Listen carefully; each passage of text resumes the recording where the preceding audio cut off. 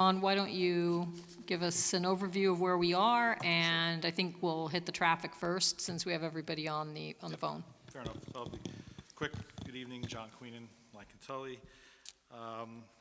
We were before you last month. We had some loose ends to tie up. More specifically, we provided the archaeological phase 1 investigation report and sign off from SHPO on the property. We prepared a revised SWIP addressing Sean's comments for the development. We do have a traffic response memo that Creighton Manning prepared in response to AKRF's comments from last month. They'll go through that in their detail.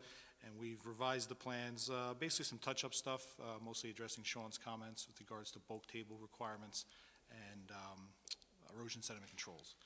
That's pretty much where we're at this point. We did hear back from the health department on the water testing.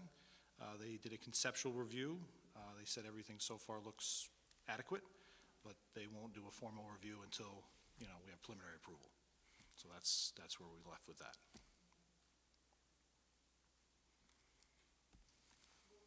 Are we doing also the review of this for hydrogeology? I believe so, but we have not received any correspondence from him. All right, so we're going to have to follow up with that. Was the testing done? Oh, yeah, testing was all done. And he was there? Yep. Okay, so we just need the report. Yep, report's been submitted to him. We're just awaiting his review. Okay. So, Sean, if you could follow up with him tomorrow and CC Ashley, because we need to get that, because it's been a while, I guess. Yeah. So then why don't we address specifically traffic? Do you want to? Sure. Do you want Ken to start that discussion, or should we have? Yeah, before we get into the details, I don't Sure. know, did the board receive, there was a letter today from Brian Nugent regarding ownership and possibility of the road. Was the board in receipt of that letter? Yes.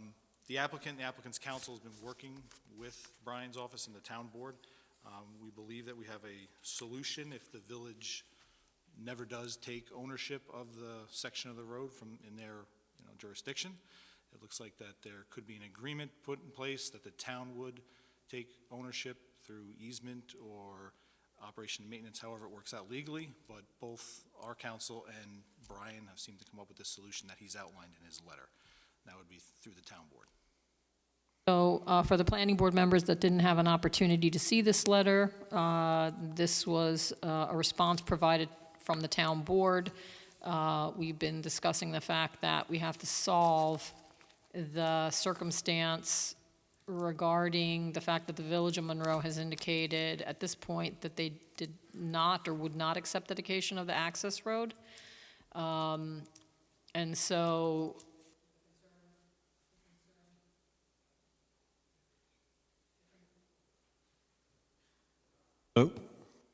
Oh, okay. So the concern became that we would be essentially accessing a public road from a private road, and how would that be maintained? Because that private road is on a portion of the property not owned or controlled by DG management. Correct. So there have been discussions. This letter was received based on those discussions. We do have to send it to the village. It does raise the question, does the village in some way still have to approve the road? Because, it's going to be owned by the town. Well, they've already approved the road. They've approved it through the subdivision, filing the subdivision map. Right, but we're not leaving necessarily a cul-de-sac there, right? There is a temporary cul-de-sac, yes, that would be installed. It would be installed as per the approved plan in the village. It's just that when it comes to dedication, the village's stance at this current time is that they weren't going to take it, although it hasn't been built yet. But it's a filed map and approved by the village. Right, so I think, from my perspective, the question is for the cul-de-sac, it is temporary. Yeah, Was it already identified that the temporary, if this were to be connected to the DG management property, is it understood that that bulb in the cul-de-sac would become kind of a straightaway, and that the area that's no longer needed would revert to lawn or to one of the owners? Correct. Now, the way that it's been described to me in the village and the planning board minutes is that, yes, that exact scenario is described, that it was a temporary cul-de-sac. That's why it's a half cul-de-sac. I think as far as that, it does depend what the map says, if there's any indication, because if it's approved as a cul-de-sac now, I don't remember it ever being a temporary, and I don't know. I think the question is it going to be dedicated to the town and accepted with this cul-de-sac piece, or it's going to be changed? Modification. I mean, I can go back and look. I didn't prepare, wasn't involved in that subdivision, so I go back and through the maps, but Right, I think we just need to be certain of, that we can do this, that the town can take ownership, that there are no changes that in some way then involve the village in any way. But regardless, we're gonna send this, letter to them as an indication of the town's intent, and the town does intend to own it. And from that point, there are any other, other approvals necessary? It's a question mark, John, it's not a no, I know, definite. it's just the village kind of has, put us in this position, and we've found a way Right. to make it work, and I hope. I think, at least from my perspective, as a planning board member, the town board has offered to do this. Yes. And so it solves the concern we have that it would be a private road, and how would we deal with it? Correct. But we need to ensure that there still isn't any kind of, through this process now, that somehow the village still needs to be involved in an approval. So it's a question mark. It's not a indication from our perspective that it's not going to happen, because the town board has said that they would allow this. Okay. And we did need this piece of, because we're on the, cusp of closing out seeker, Yes. so that the ZBA can do what they need to do, and this was an important piece of all of this. Yeah, this has been the last, several months that we've been doing this. So let's stick to, okay, so we talked about this. Right into Ken. We also wanted to talk about traffic, so let's talk about traffic, and then we'll get to sort of overall comments, see what the planning board may have in terms of comments, and our consultant. So why don't we go back to,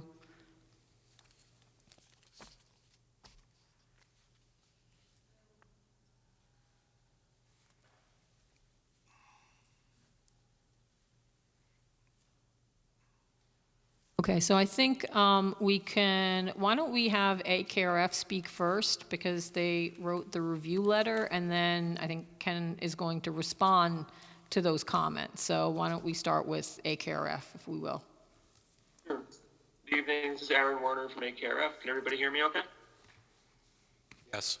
Yes. Great, okay. I'm gonna actually start recording this so that we have the audio in case there's a problem. Hang on. Recording in progress. Okay, so I have Alex Auld here from AKRF Traffic on the line. We can walk through the comments, and I think we also have Ken from Great Manning on the same Zoom, to begin.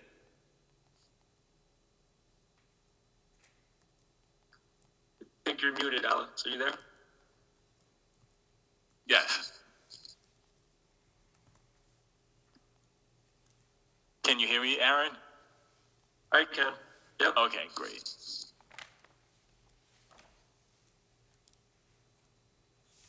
So do you want to give a synopsis of your review, Alex or Aaron, and then we'll move on to Ken? Sure.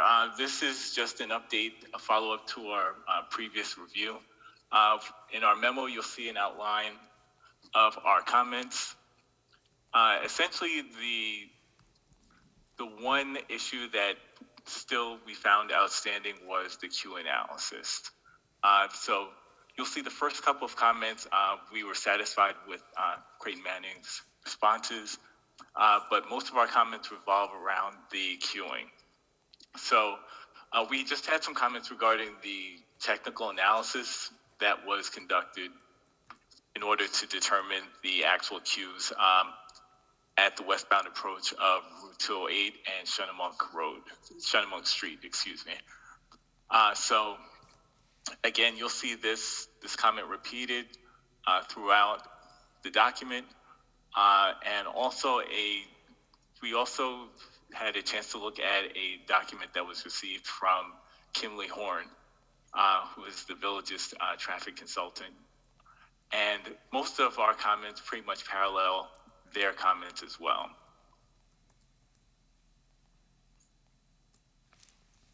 So essentially, are the issues with regard to traffic narrowed down to the queuing situation? That's correct. All right, so this is Kimley Horn's memo? Yes, that's correct.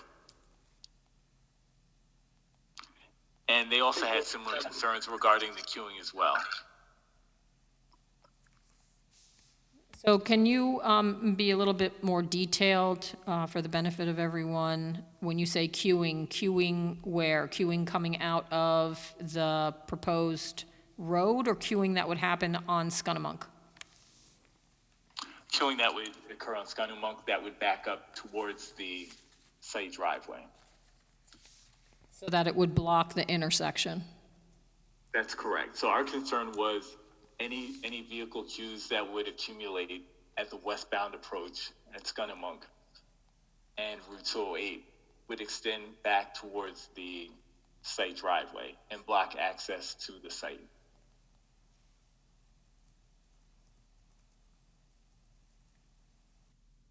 So you're showing us an aerial. I don't know what the base is. Those red and green lines, do they represent anything in particular? This is Ken Worsted with Creighton Manning Engineering. I'm showing my screen here. The green line is basically just the village-town boundary. The red lines intersect here at the site driveway for 310. And then this road would extend back.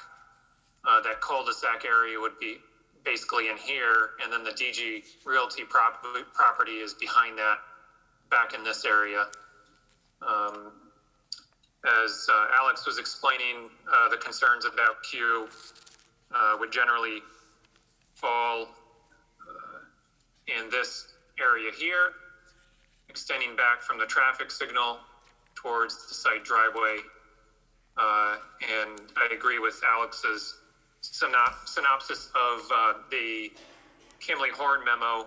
We read that the other day, and we thought many of the topics were very similar to AKRF's concerns. So if we provide Kimley Horn with our responses to AKRF, I believe that will have them satisfied as well. Okay, so could you provide an overview? Have you developed responses, and do you want to provide an overview, or you're still looking at it? We're still looking at it, but we did have an opportunity. I was down here today looking at some of these comments and going back to the memo from AKRF. We reviewed this and a lot of the comments kind of stem from the main point of the traffic signal timings. You know, what are the timings at the traffic signal? We are aware that the town or the village came through and they were having an issue with the firehouse, so they made some changes out here, particularly putting some striping in on this approach and having cars stop a little further back. In doing so, they wound up, cars were not stopping on the actual signal detector. So very quickly they realized they put themselves into a jam because vehicles weren't tripping the signal.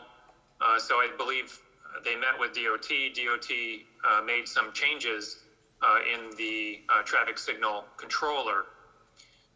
With that process, we went back out and observed the timings, recorded them, and then used them in our supplemental analysis of our October comments. So as we prepare responses to AKRF's memo, we'll document that and provide that back to them. That singular comment feeds into several other responses in which AKRF said the comment is partially addressed, but it's all contingent upon how you respond to the signal timings. So we'll do that. There was another one relative to the site distance. So going back to our red lines on the aerial, we came out to the site driveway location, looked in both directions, and we can't see all that far. And I can point out two of the issues with you. The first one is this particular bush that's in front of this realty sign. That one is in the way. It blocks your sight distance. It limits it to maybe 200 feet. With the removal of that bush, you can see all the way up to the top of the hill here. So we have about 600 feet of sight distance available for that. Looking in the other direction, and if I back up one, there happens to be a car pulling out, and certainly you could see that for this driver to look through this vegetation on the corner here, they do not have very good sight distance. It's limited to maybe 100 feet.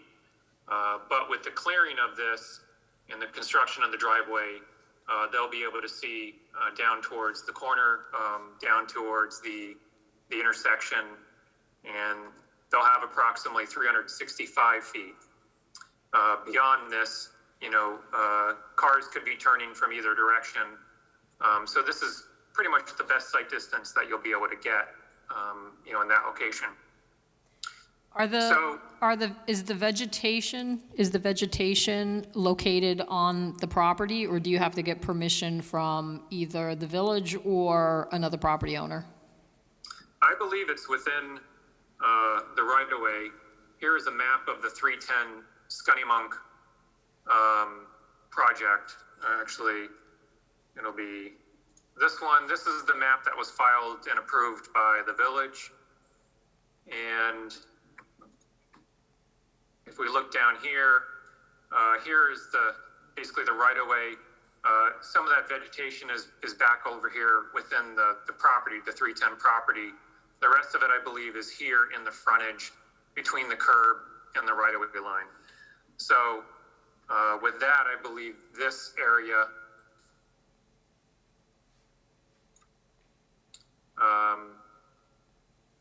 and since this is from 2019, some of these bushes have been cut down a little bit so they didn't become too out of control. It is winter, so there's no leaves on it. But this in here, from the signal pole or from the utility pole, and these bushes along here, I believe are all within the right of way. The applicant is committed to, speaking with the neighbor, Rees, and also I believe Dixon would be over here where that bush is, and talking with them, to relocate, or modify that vegetation along those frontages. Okay. We will obviously, we just did the measurements today, so we will, put this in a response letter and provide that back to the board and AKRF. I have a question with regard to sight distance when you have a queue. So if someone is exiting the proposed driveway and they want to make a left, and you have a queue that's backed up to about the intersection, are the vehicles and the traffic in the westbound lane going to block views for someone to be able to make a left-hand turn? Yes, so in this example that we're showing here, you can see that this van is kind of the backup queue. The blue car pulling out can only see, up to the van. And this is true pretty much of any intersection through here. And I'll give you another example. If this was cooperating, if we come down here towards the intersection, as I was observing the signal timings this afternoon, we certainly consistently saw cars, in this example, where we've got cars now on, this is North Main Street southbound, otherwise 208, and you had cars coming out of the mobile station here, for example, this black minivan, attempting to pull out. And in a similar case, with cars queued up here, their sight distance is blocked, for them to pull out. So it's a situation that happens when you've got driveways that are in proximity to these intersections. Similarly, the house over here on this corner, when northbound is queued up, they have a similar circumstance, where it's going to be, they're going to have to basically wait until the queue clears out to have the best sight distance, the best view to pull out. Okay, thank you. There was a comment about fire truck access, and we had previously provided this plan, which shows the fire truck at a minimum making the turn at the cul-de-sac. It's our understanding that the applicant has reviewed this with the village, and that the fire department had signed off on the entrance here to Scunny Monk. And I believe he has correspondence to that effect. So as we receive that, we will pass that along to the board and to AKRF. All right. Sight distance, turning pass. There were some follow-up questions relative to the vegetation. I think these are new comments, but I think we've discussed the clearing and maintenance. AKRF is suggesting that be a condition of the town approval. The last statement, we had made a statement that the 208 Business Center is unlikely to be approved without improvements. To clarify that, the 208 Business Center is back on this wooded parcel over here, and given their access points, what our intent was with that comment is, without any improvements to this triangle area, I don't believe that they will be able to build a significant amount of, building or land use there. I think simply for them to get access in and out, there will have to be some improvements there. It may not necessarily have to be the full-blown concept that we had, perhaps we had discussed before, or maybe you guys have seen that. That concept includes taking this slip ramp, which is southbound only right now, and making that a two-way ramp. So if you're northbound, coming out of the village, instead of coming up to the traffic light here at North Main, you would be on a two-way road on the slip ramp and completely bypass that signal, continuing north. Without some improvements there, I believe the 208 Business Center will not be able to construct much of their planned building. So that was the clarification on that. And again, we'll go back through this letter. That's the Kimley Horn letter. This is the AKRF, and we'll provide responses back for these conditions. Okay, thank you. I'm going to have our consultants provide some comments, and then we'll have board members see if they have any comments specific to traffic.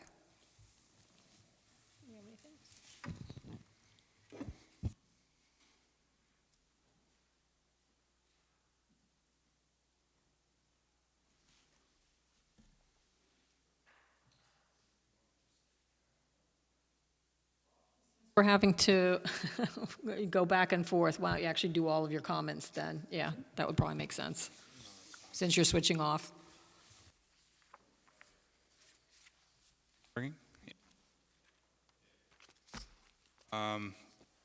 So I commented, we had previously discussed that the bulk table for the rear yards for lots 1 through 5 is deficient per the requirements of the SR10 district, but has, been reviewed at length with that depiction, and the cluster regs allow that dimension be reduced. So I just noting it for the board that any approval will have to note that waiver is applied and acceptable to the board. Previously, we had discussed that the rear lot lines of lots 2 through 6 be bold. I know that it's indicating the O&R lot, but that should be bold for the final subdivision plat. Comment 3 was regarding the SWIP, and I actually had a chance to discuss that with Chris from John's office this afternoon. In the SWIP, the tables that were provided indicated that the peak discharge rates for study points A and E indicated faster rates in the post condition as compared to the pre. And that was actually just a typo in the SWIP. There was another table that indicated that those were correct. I couldn't confirm that those numbers were correct without the model or some of the pages from the model that were actually missing in the SWIP. Chris forwarded those to me, and we went through those, and that they are found acceptable. So at this point, the SWIP is generally in great shape. There, obviously those items have to be addressed, but technically speaking, I believe the SWIP is acceptable.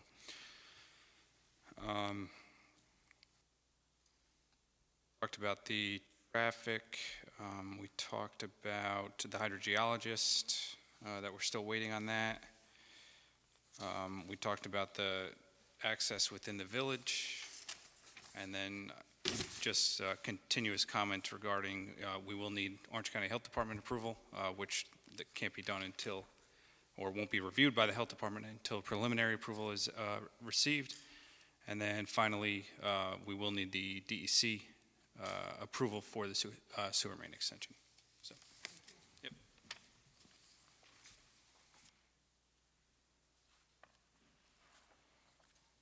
I think with that, then we'll take Ashley's comments, and then we'll open up to the board.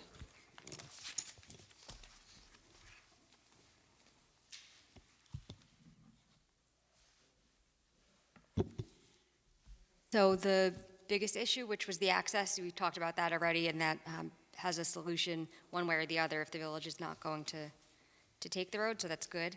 As far as seeker, you had reviewed the FEAF Part 2 the last time, I believe they were before you. There were a couple of items that you were waiting on more information, traffic, obviously, well testing. We will reach out again to the town's hydrogeologist to get those comments. I don't know whether this is something for the board to discuss, if there's anything else you're waiting on to be able to make a determination of significance. I know there was talk about the visual analysis, whether what's provided has been adequate to you. So the biggest thing, of course, is seeker, because you have to complete that before the ZBA could take action on their variance, and also before you can have a public hearing. A couple of minor comments I had spoke with John about just the tree plan. One thing I will just ask that you add, if you have Steve add just a total number of trees. I know you have the charts on the table, but there's a lot of numbers, so just add the tally of how many are going to be removed and how many are proposed, just so the town, the planning board could confirm it's a one-to-one. Okay. Board members, have any specific comments with regard to traffic? Just so that if we don't, then we can have our traffic people, exit Zoom, and then we can continue to talk about the project. So specifically, does anyone have any questions on traffic? I have a question about the solution for a queuing problem. What is the solution for that?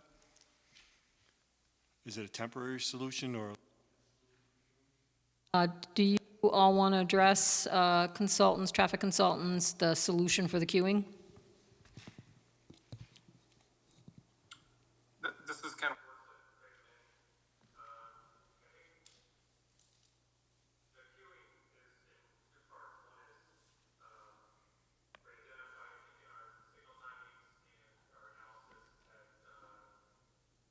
There are going to be queues on that approach. I think our analysis showed that it was going to back up all the way to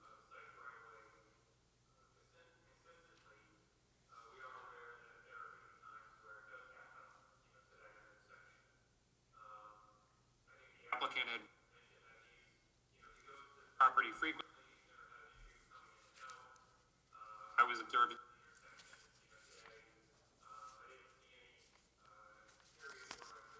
out, but because the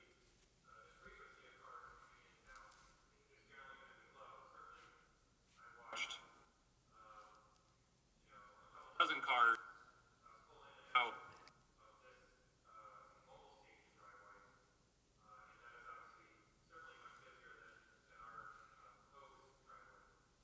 Drivers did allow courtesy gap.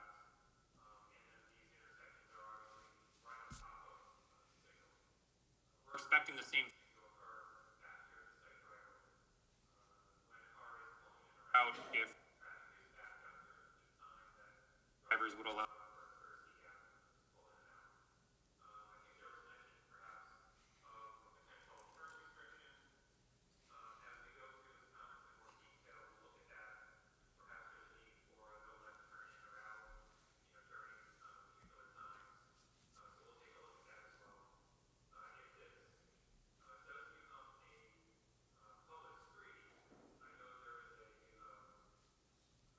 Striping, not block the box. Sometimes it's put in fact in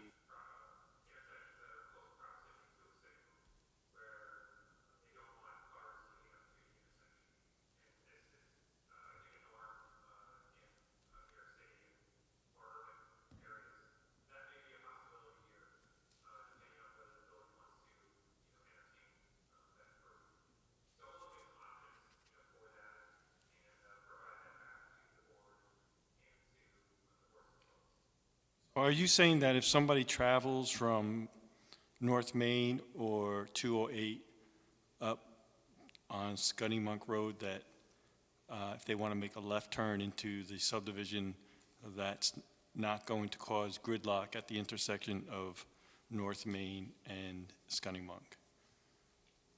yes.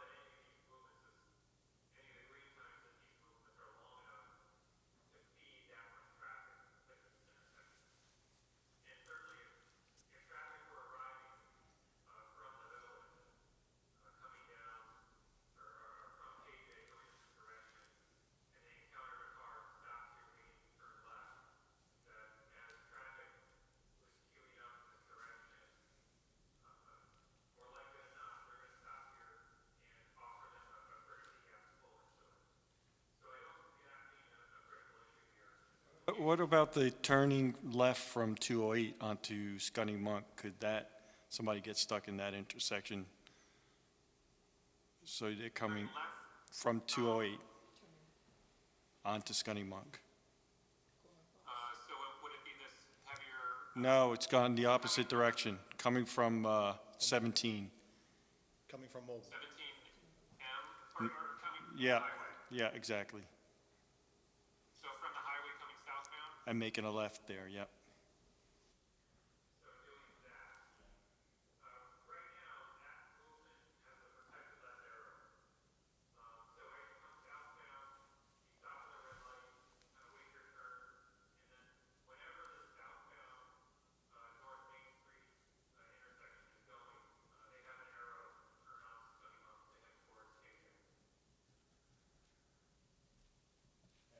Site distance is going to be issue. Will the town need a site distance easement so we could keep that intersection between the subdivision road and Scunnamunk?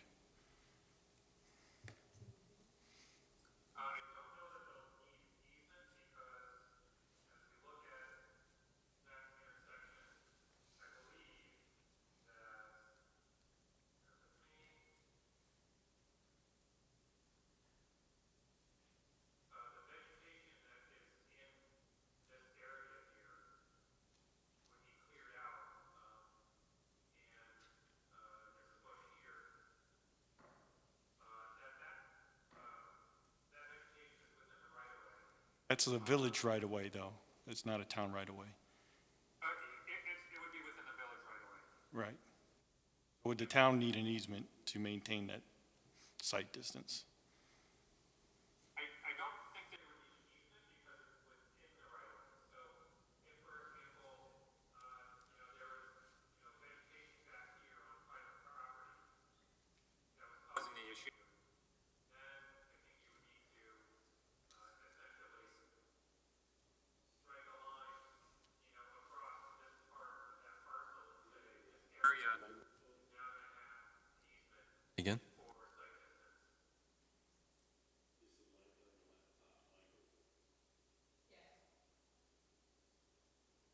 Yes.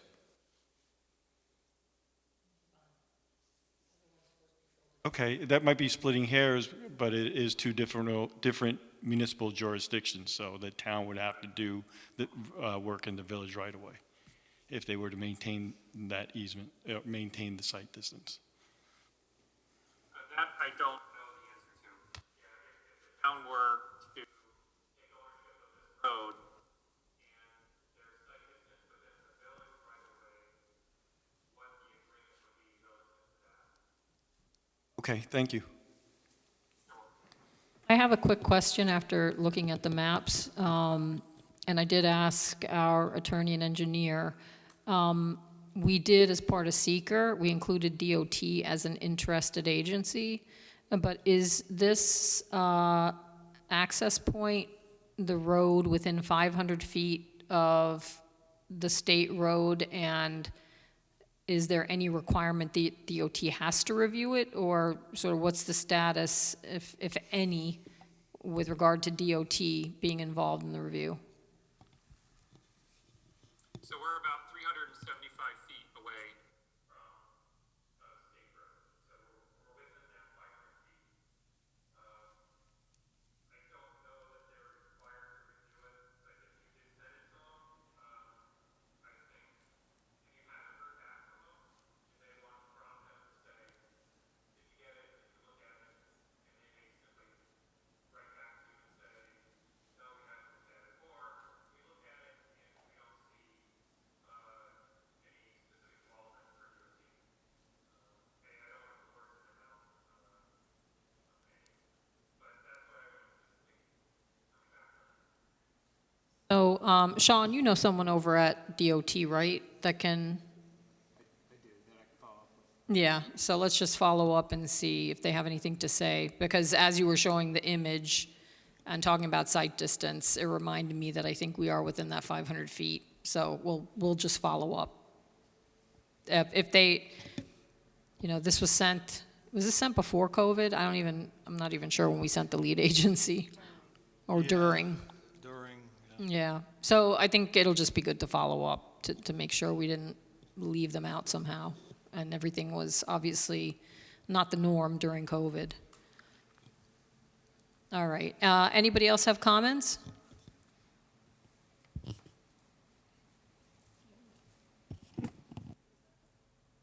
Oh, I'm good, thank you. Matt, did you have any No comments? comment. No. Okay. So, John, did you have anything you wanted to add with regard to traffic? no, I mean, Ken will, we'll work with Ken, we'll get the comments addressed from AKR. All right, so I think with that, we could probably leave the Zoom meeting, unless Aaron or Alex, Nina, Ken, do you have anything else you want to add? I don't. I don't.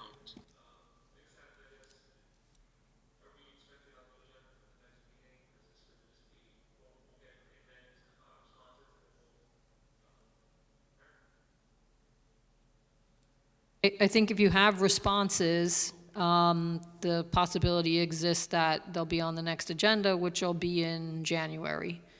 So we can coordinate with you, but let's see what's happening as far as responses, and, if the memos address everything, then we may not need to have, anybody present for a Zoom call, but we'll see. Okay. Thanks so much. All right, thank you all. Thanks a lot. Good night, everybody. Thank you. Recording stopped. So with that, does the board have any comments with regard to seeker or with regard to the project itself?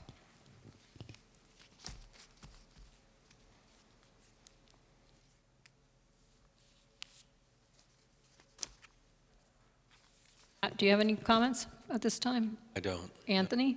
Oh, Lisa? No. Jeff? not at this time. My one comment, a comment that has been consistent, is I still want a DEC Natural Heritage Program letter. It's not necessary. But I it's some, even I contacted them. they provide, that you provided the EAF. Yeah, and they said, what's the reasoning that you need this? Because the EAF answers were no, except for a hit for the federal Indiana bat. My understanding and my experience is that Natural Heritage Program, their database is not necessarily the same. And we actually ask for the Heritage Program as the additional. Well, I'm just telling you what they told me. They said the answers provided by the EAF mapper are sufficient to complete the questions in the EAF, and a request for information from the New York Natural Heritage Program is not required. Not required, but the database isn't necessarily the same. So if you don't want to do it, we'll do it. We'll take care of it. Because honestly, it's not a big turnaround time. I know, but I called them to ask them, and this is the response they gave me. No, but what we requested was to actually write a letter to DEC Heritage Program. They have a separate address. Yeah, that's who I called. So you called the Heritage Program? Yeah, and this is the response I got back. And they're saying they're not going to provide a letter? They said, you don't need it, because all of the questions in the EAF were no, except Okay. for the bat. And they said, well, was it checked yes without a response? And I said, no, it's checked yes, and it says Indiana bat, northern long-eared bat. And they said, well, that's your answer. Okay. And I was like, I'll okay. follow up. I'll Okay. follow up. Yeah, I mean, if you want, I can send you the No, response I got. I didn't know if you were calling DEC Region 3 or No, DEC, no, because- the Natural Resources Well, Heritage then- Program. well, what they then tell you is, they said that if you're really interested, contact DEC.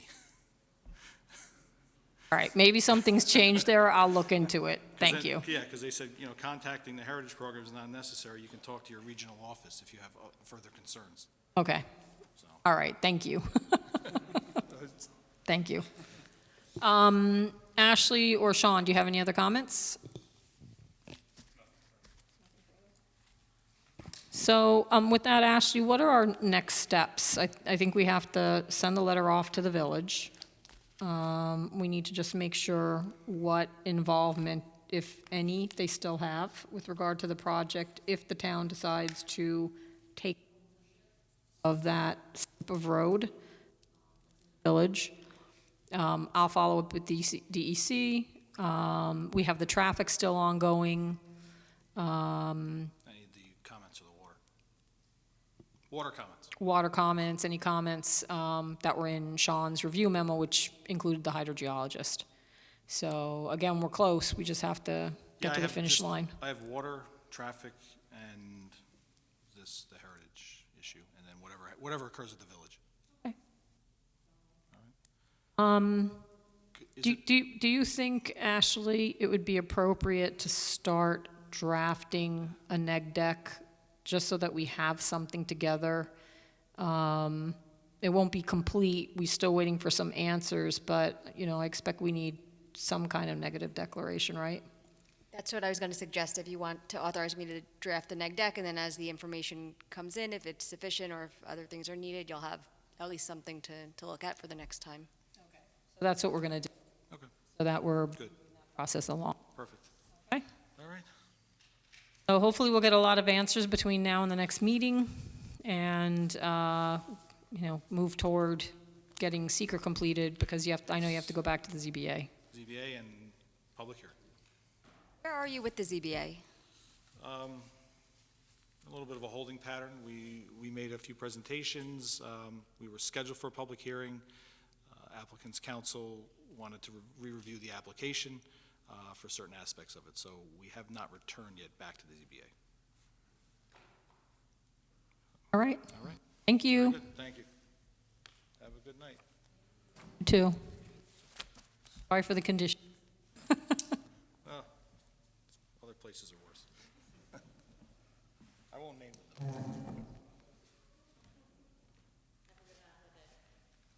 All right. Noreen, again, because I didn't bring up any revised memo, is Verizon next? Yes, it is, Bonnie. Okay, thank you.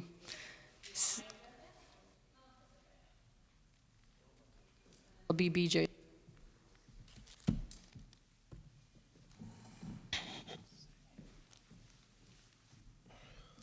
Good evening. Good evening. Scott Olson on behalf of Verizon Wireless.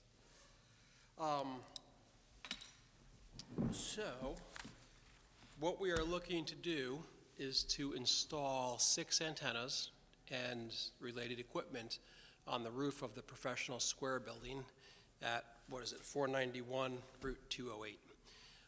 And we've been to the ZBA. They granted us the use variance that we required because this is not in one of the overlay tower districts. Very few of the new sites that are coming, that's something that, it's not really this board's jurisdiction, but hopefully the town board can maybe address that. And I think the chair of the ZBA he's certainly aware of it and is going to be talking to the supervisor and the town board. But anyway, we needed a use variance. We did not need any area variances. We did get the use variance. As part of that, the ZBA hired Cityscapes. They were the consultant that was also involved with the prior application that we were here before for Bar Lane. And, they reviewed the application and they had no questions or issues about our need for what we're trying to do. And so that's basically what we're trying to do. So with that, why don't we start with the consultants and see what comments they have? And actually, maybe, I'm sorry, before you switch seats, Ashley, if you would go first only to explain the shot clock and how this relates in terms of our decision-making. Sure. So the board may recall the last time Verizon was before you, we had an agreement with the applicant to extend what's known as the shot clock, and that's the time imposed by the federal regulations that municipalities have to approve wireless applications. So with this particular type of application, that period is 90 days, and that's for all approvals that are required. So the ZBA and then the planning board both would fall under that. So both the ZBA attorney and I have spoken with Scott about another extension agreement, and we have a draft that's been circulated, and that's through, I believe, correct me if I'm wrong, Scott, January 25th? That sounds right, late January, correct. One of the things that I would ask the board to do tonight would be to adopt a motion to agree to extend the shot clock through January 25th, 2022, and authorize me to sign that letter agreement reflecting that. Should we do that now? Sure, if you want to do that now.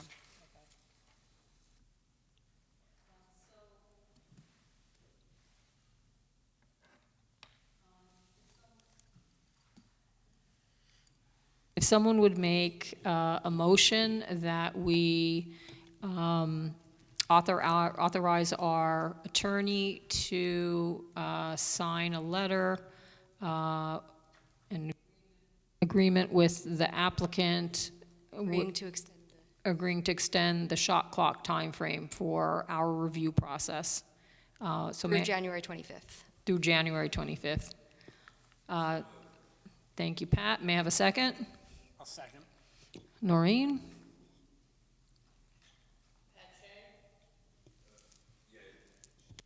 Anthony Vaccaro, Aye.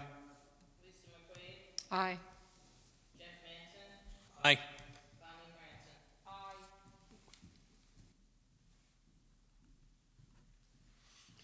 Okay, is there anything else you want to cover, Ashley, since you're there? Sure, just a few comments. As far as seeker goes, this would be an unlisted action under seeker. I'm thinking the ZBA probably did an uncoordinated review, so I would suggest you would do the same, do your own seeker review. It does require referral to the county, so Noreen, if you could get that out tomorrow, just because of the time frames involved, just to make sure the county has its 30 days to review that before the next meeting. a public hearing is discretionary because it's only a site plan application. One question I had, Scott, there was an inconsistency in the size of the platform in your narrative and on the plan. I just wanted to confirm the size, whether it's 9 feet by 6 feet, 11 inches, or 9 feet, 4 inches by 11 feet. I'm thinking the plan is probably correct. I am but- thinking the plan is probably correct also. Um, But I will definitely talk to the engineer and confirm that. Technically, this board has architectural review because there's new structures involved, but it's really just, the equipment platform, the antennas, if there's any need for certain color restrictions like you had done with the other Verizon application, that's something to think about. And we had spoken with Scott, I think, at a tech review about the need for easements for access from the property owner. Yep. And I believe that is it. So the board, if you wanted tonight to classify the action as an unlisted for purposes of seeker and proceed with an uncoordinated review. So with that, I'll make a motion that we declare that this action be classified as an unlisted action and that we will conduct uncoordinated review. May I have a second? Second.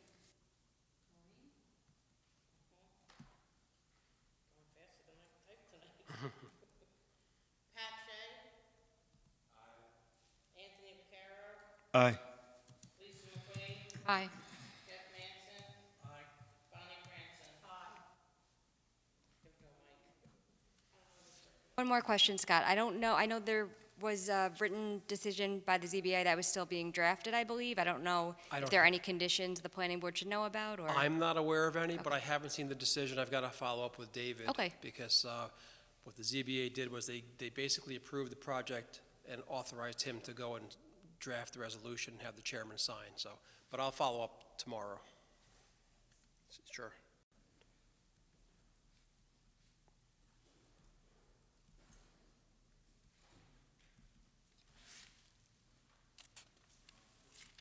I'll be quick since I actually hit most of the comments I had. The use variance, any conditions should be included, as Ashley said. I just suggested a visual analysis from the intersection of 208 and the westbound ramp. That would be the closest one to the intersection. And I was just gonna, I saw that comment, and I don't know if we have that already. I don't know if you saw the visuals. So It's- there was an elevation, but I didn't see any actual like photos. Okay, so I've got in our exhibit to the application, I've got photos, and I've got photo 5, and again, it may not be exactly what you're looking Sure. for, but it is looking north from the intersection of Route 208 and 17M, and it will not be visible from that location. I don't mean to put you on the spot now, but I just, and photo 11 was your other one, I believe. At Exhibit 5. I'm sorry, Exhibit 8, Photo 5. We only have 5 exhibits. Okay. That's why. All right, so what I'll do is, if it's okay with you, I will send you email you the photo sim Sure. tomorrow, the analysis, and point out what I think may be covered. You confirm, and if it's not, we'll address that. So since ours goes up to 5 and they at least go to 8, so I don't know if the others are relevant for us to this application, so we should probably just get whatever exhibits. Yeah. Okay, thank you. I'll take care of that. Sorry for that. Okay, so I was just going to add that both intersections of the ramps east and westbound at 208, I think would be helpful. Okay. We were talking about 239 referral. So Ashley had mentioned that we had spoke at the workshop about the easement for the site. However, access for the site is through 2 other parcels, so easements will need to be prepared for those as well. Yeah, and I don't have my title file with me today. My recollection is it's the same access that the actual the owner of the building uses. It was deeded, is a deeded easement, and that's what we're basically piggybacking off of, but I'll provide that information. Sure. That's all I had. So Sean touched upon, from my perspective, one of the issues was visually, what are we going to see from 208? And I don't see, at least on the elevation, I can't make out if the equipment storage area is going to be screened in some way and enclosed with some kind of fence or shielding. Yeah, no, and it's not gonna be, and this building, I don't know if based on my experience, is a little unique, because the building top, well, not including the parapet, is maybe, it's 5 feet, the parapet's basically 5 feet. So it's great because we have like a 10-foot equipment, so a lot of it is screened, and that's the same question that the chairman of the ZBA was very concerned with. That's like a pet peeve of his, equipment. And he went through, and we did it right here, he went through Google Maps and Street View, and because he thought the equipment was gonna be visible, and we explained how it wasn't gonna be, and he was convinced that it wasn't. So otherwise, he would have conditioned it on screening. Okay, yeah, I'd like to, so when you look at the elevation, it shows that the distance is 9.7, but as you said, a part of it is, I guess, sitting below what is the parapet. Right. Yeah, I mean, you can't make out the parapet the way that it's, because it's an elevation, kind of the way that it's drawn, but it would be useful to know what the height is that's above the parapet. And then, it's also relative to where it's sitting on the roof. So if it's sitting near the front edge, it's different than if it's Right. at the back edge. It's towards the back. Okay. One of the exhibits shows it, not the exhibits, the plans. What I'll do is, that's the exact same question that came up, and Steve Matthews from Tectonic explained it, and we went through the photo sims, which I'll be providing, obviously, and I'll have him explain it also, because we looked at all the different locations around, and you couldn't see, the penthouse upon which we're putting the antennas, and the equipment will be lower than the penthouse. So, but again, I'll let Steve provide a written response to that. And So based on the elevation C3, the parapet looks like it's 4 feet and 5 inches. The total height of the equipment, 9 feet and 7 inches, so it's just over 5 feet exposed above the parapet. And right, I mean, I get what you're saying. Now the elevation looks at that straight on, but you're looking at it from 4 stories below. I did want to also mention, to Sean's point, while it's not in our book, in the electronic version we received, we do have those photos. Page 68 shows that view that you're, from the, Thank you, Jeff. So in terms of coloration, what are the proposed colors on the, were there going to be any, were they going to be painted? The antennas? Yes. We can do whatever the preference is of the board. Right now, they come in kind of an off-white color, and that's what's shown on the photo sims, which I guess you'd have to look at the digital right now. It matches, I mean, it blends pretty well generally with the sky. We could paint them, and we have been required to paint them in certain municipalities. My opinion is painting them makes them stand out more, because, it's upstate New York. Yes, we have blue skies enough, but a lot of times it's gray. So the antennas, the way they come on a gray day, do a pretty good job of blending in with the horizon. But if you wanted them painted, we certainly could. Actually, did you include in the photos, because I didn't look at the digital version, do you have a color image of what they look like as installed? Or could you send one? I can send you a cut sheet. Okay. And I'm pretty sure that's, it's from the manufacturer. I'll send that, and I think that should suffice. And when, is there a methodology that was provided as far as how the simulation was done?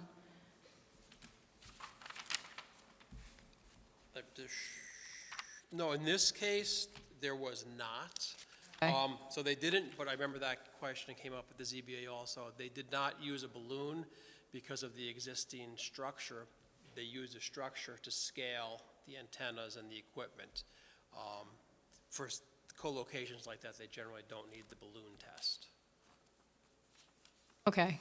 So when we look at the photos, we'll take a look at that some more then. Yeah, I think, again, I think the photos, when you see them, you know, like I have them here, but the off-white color, I mean, looks pretty good. You could paint them blue, but on those days when you don't have blue skies, they're going to be more apparent. I'm generally a fan of having something with the verifiable height within the image to be able to then project and do the rendering, even if it's a stick 10 feet high that's just mounted there. Yep. You know, if we can't see it, we can't see it. But I'll take a look at those and then see. Sure. Okay, thank you. You're welcome. Those are my comments from now. Board members, do you have any comments? I'll start. Pat, do you have anything you want to bring up at this point? I don't. Anthony? No. Yes, I can, Pat, thank you. Lisa? Of You have to speak a little closer to the...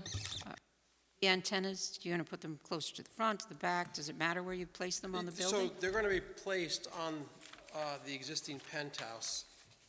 And we have on Exhibit 1, the plans SB-1. That shows you generally in relation, they're more towards the rear of the building, so as opposed to the front, and that's why their visibility is a little more reduced. But they're on the existing penthouse because that gives us the height that we need. What does 6 antennas do? Required to have 6? What's that? Is it required to have 6? Or For Verizon, it is. I mean, I didn't go into a lot of the details here. The 6 antennas, so basically, you're going to have 2 antennas facing in one direction, 2 in another direction, and 2 in a third direction, 3 sectors. We currently operate, losing track because we have just bought some new frequencies, but the antennas are used because we operate, it's not just one set of frequencies. We operate in this 700 megahertz, the 850 megahertz, the 1900 megahertz, 21 megahertz, 3500 megahertz, and we're going, so we have basically 5, 6 sets of frequencies. That's why we need, you know, one antenna does not propagate all the frequencies that we need, basically. in preparation, I mean, you hear 5G, I don't know that much about it, but is this in preparation for stronger or anything better as No, far as this is phone not, reception? this is not 5G, and there are no plans right now for 5G for this site.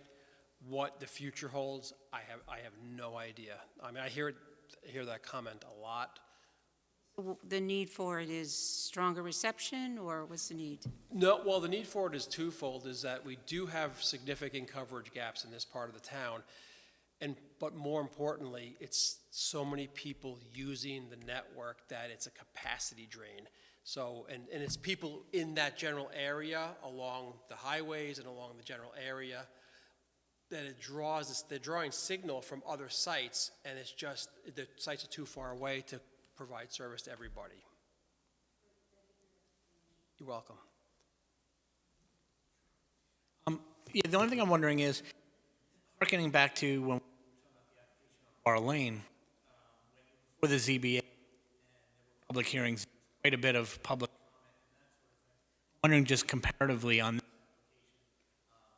was there any public hearings, public comment, what were the concerns that the public brought up, if any? Okay, great question. There was a public hearing that was held, I think it opened on the 26th of October, and it was continued over until the November 23rd meeting. No one from the public spoke.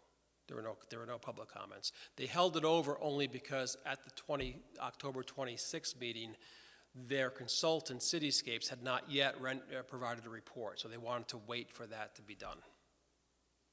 Yes, Bar Lane was a much different application. Yes. Look, very different location. Correct. What's the potential or likelihood that there'd be additional units co-located on that building? Well, not from Verizon. I can't tell you if T-Mobile or AT&T would use that. It's impossible for me to tell, just because I don't represent them. But I have no idea. There's some whip antenna up there now, There is. and whose is that? I believe, from what I've been told, is it's a tenant, someone that may be in the building that uses some type of a car service or something to communicate with maybe drivers. That's all I know about it. But Okay, so it's not another user, another mobile service? No, it's not a licensed carrier. Or emergency or No. anything like that? No, Okay. no, again, not that I was told it was an existing tenant. Okay. Yeah. And then with regard to the mounting and the equipment, was there a structural analysis as part of this? Did the ZBA go through that? The ZBA did not go through that, and just quickly looking. We always do a structural analysis before we put anything on any structure, just for liability purposes. Okay. I can find out where that stands. It's a new building, so, I would assume it could handle the load, but Yeah. usually there is a structural report just confirming that that's the case, so it'd be useful to have that. I will ask Steve Matthews that question. Okay, thank you. You're welcome. Sorry, just Sure. inspired by Bonnie's question. Do you know if there's any co-location of other companies' equipments on any of the Verizon sites that are included in the study, such as the one on Bald Hill or the one out in Blooming Grove, that this is working to serve to fill the gap of? I think Blooming Grove is a tower, if I remember correctly. I think I did that Verizon site like 15 years ago. I can't remember. I don't know the answer to that exactly. I'm assuming if it's a tower, I'm assuming there's another carrier on it. Because Blooming Grove is a very difficult jurisdiction. So if there's a tower there, I think a lot of people are going to be there. It's difficult topography. Yeah, I have a story that I'll just refrain. It sticks in my head. The majority of it is. I mean, yes, the technology is generally described as line of sight because the radio signals that emanate from the antennas are so generally low power. There is some diffraction. There is a minor bending, but they generally don't, if they hit a structure, dense foliage, a mountain, they don't just like kind of go up and over. They're not able to do that. Any other comments? I have a question about your sheet C3 where you show the building profile and the proposed whip antenna, and at the top it has two rectangles that fan out. Are that part of the whip antenna? And you have something similar on the proposed Verizon antennas. So yeah, to me, it's an optical illusion. I saw the same thing. I believe the whip antenna is actually behind that group of two antennas, but just because it's a 2D plan, that's how it looks. But that whip antenna is not part of our installation, and they're not connected, but it certainly looks connected. And you have 6.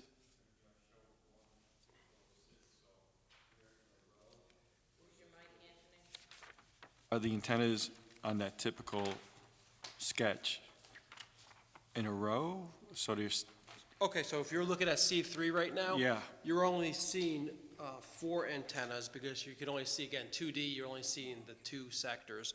And so look at where it says proposed Verizon antenna to the left. That structure you're looking at, it's a pipe mount, and at the top of the pipe you have 2 antennas. You can kind of see that So the pipe mount has 2 antenna. We're seeing the side one, the one that's closest to 17, and then there's right behind it, you're saying another 2. Yeah, I think if you look, like Sean said, Right. on C2, that will show you the different sectors. Exactly, it's right behind it, that's why you can't see it in the C3 plan.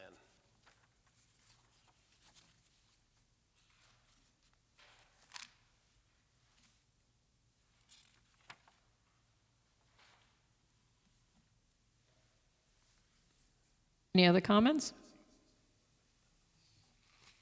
No? Anthony, any more? Thank you. Okay, we're good? Good. Do we have to have a public hearing?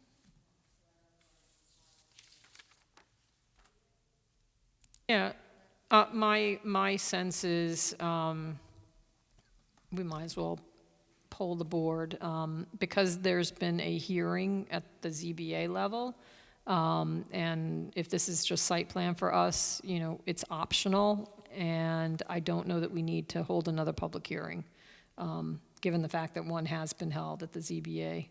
So I'll make a motion that we waive a public hearing for this application. May I have a second? I'll second that. Noreen?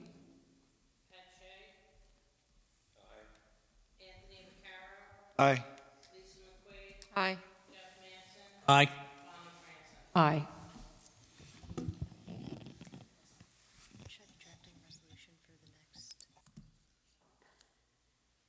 Yes, so we'll have Ashley draft a resolution. I mean, we still may have some visual questions and some other questions, but given the shot clock, we might as well start the process of getting a resolution together. Great. Do we need to resolve that or no? Okay. And I've All got right. a list of things that I'll get, to the board by next week at the Right. latest. Yeah, we'll need the ZBA determination whenever that comes. We'll get that. And then the exhibits Yep. and structural report and whatever else we've asked for this evening. Yes. We have to send this for GML? Okay, so we should get that out right away. Orange County General Municipal Law referral.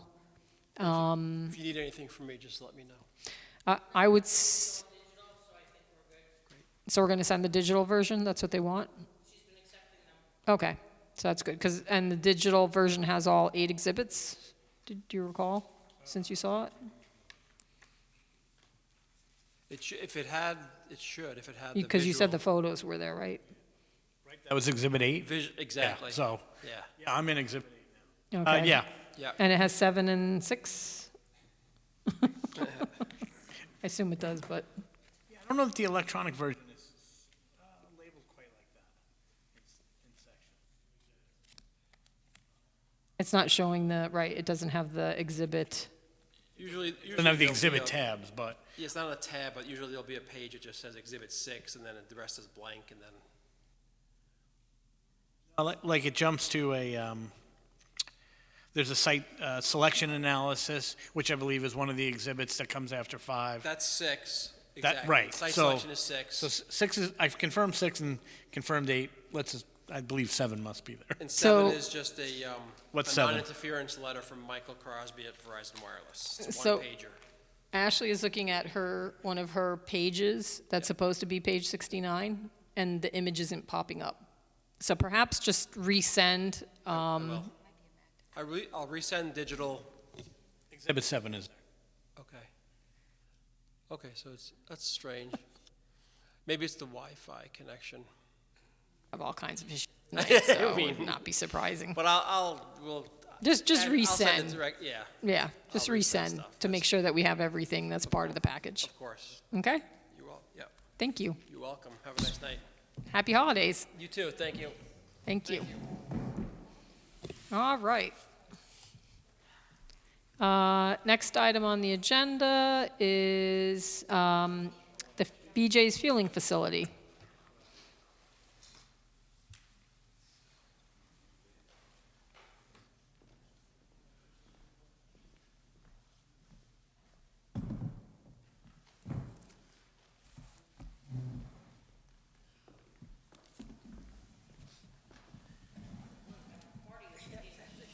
Yes. We brought a team.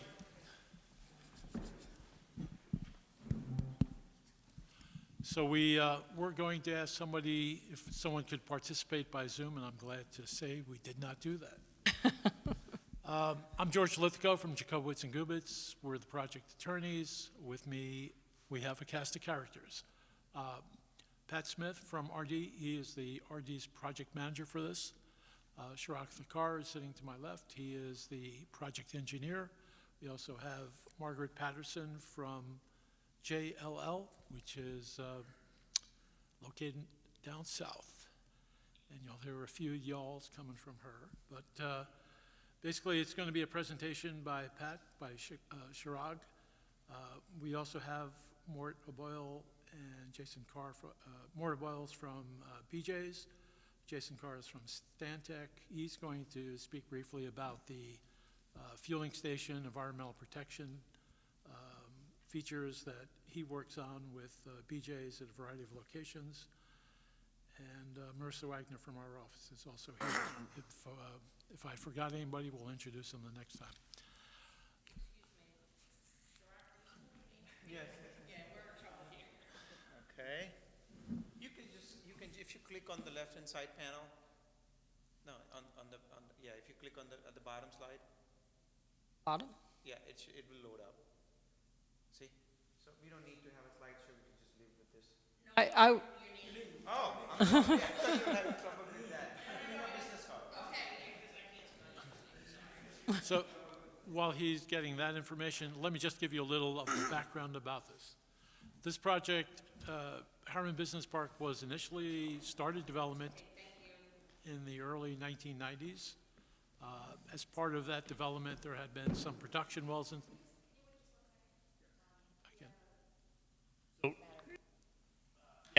Just prior to you going, I'm recusing myself from this application. I'm a 7-year employee of BJ's in Monroe, right up through, well, I was there last night. So since that's a pretty clear conflict of interest, I'll be stepping down for this application. Thank you. Next up. So, and I'm trying to bring up the slideshow, and what I'm trying to do is not have this image where it shows the next slide. Does anybody know how to turn that off?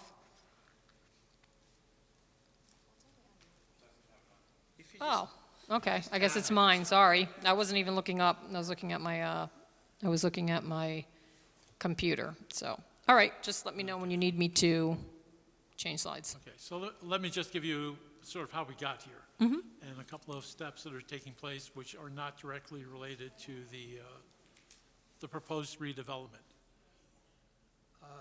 As I was explaining, the project began in the early 1980s when Joe Motto was the property owner. He had a vision. He started doing some background and investigation and looked at the possibilities, installed some wells on the property. There were 4 production wells, 3 monitoring wells. So there was a DEC permit issued for that in the early 1990s. He went forward with the board, went through a generic EIS, developed a business park plan. The town adopted zoning for that. There was a slight interruption when they built the Route 6 overpass. That delayed basically everything taking place down that way for a while. But eventually was built, and the access was relocated. Melody Lane was extended almost to the point where it intersected with what was called Industrial Drive, which the town had done. So RD Development came at Joe's invitation, looked at the property, saw the opportunity. They went forward with a environmental impact statement. That was completed in 1999. There were findings that were adopted then. And then 2 years later, in 2001, BJ's came in with a development plan for a 11-acre parcel. It was to have the BJ store that's there now. It was also to have a fueling facility, or as they called it back then, a gas station. So there is a distinction between those terms that is important, and it was important to the building inspector's determination. When BJ's does this, it treats it, operates it itself. It is part of the store activity that takes place there. and importantly, it's limited to members. So it's not a general public gas station. Jeff could fill up there, but I can't. So there was some concern at that point because well 4, which has the well house that's in front of BJ's, was intended to be a backup well for wells that were being sold to the Village of Harriman as part of a water service agreement. So the Village of Harriman actually supplies water outside of the village through a water service agreement with RD Management. And at that point, there was a conveyance of 2 well sites and the water tank site. And well 4 was not conveyed, but it was to be held in reserve for 10 years in order to allow any shortfall in production during that time it would become a replacement source. So that period of time passed in 2013. There was no need for the well to be placed in service, and it has not actually been utilized as a water supply for either the village or for Harriman Business Park. So in 2019, between 2013 and 2019, there was concern about the level of chlorides in some of the wells along Industrial Drive, which has now become Larkin Drive. Sorry. Okay. So in 2019, the village received a letter from the Orange County Health Department asking them to disconnect the well because it wasn't being utilized, did have high chloride levels, and they felt it wasn't appropriate to have it continue to be attached. The village passed that letter on to RD, requested it be removed, and RD said, we certainly will look into what's required in order to do that. So they had some discussions with the village, and we also found out, we realized at that point, for removing the well, there's no point in having the well house there. And then the issue came up with the memorial. It was in 2013. The town supervisor asked RD to provide a site for 9/11 memorial. Actually, a few years earlier, but it was dedicated in 2013. Since that time, it has not been utilized, as far as we can tell, for any memorial-related activities. And we haven't really observed any use of it for that purpose.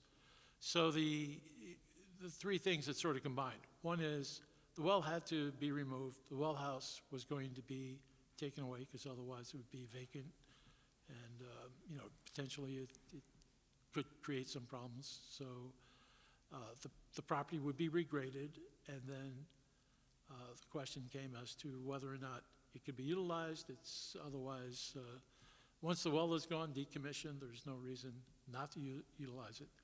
So RD looked at development options, and in talking to BJ's raised the question as to whether or not now that the well was gone, whether there would be an issue with them putting in the fueling facility. We had some discussions with the town board, with the town supervisor.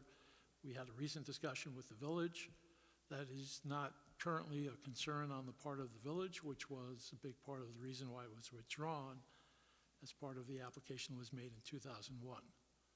So we are now proceeding forward with the proposal that there would be a conceptual restaurant on the well parcel and a fueling station on the BJ site. And that, again, is only for members. It's BJ's branded. It's run solely by employees of BJ's. It's basically part of the BJ's operation. Strictly fuel. No conveniences, no bubble gum, no beer at the pump. None of that. It's a very different kind of operation than your typical gas station. So Shiraga's going to explain what the site's about. Pat has background with both, he works for RD, but he has background with BJ's. He can explain some of the nuances with this activity, and we're before you for site plan approval.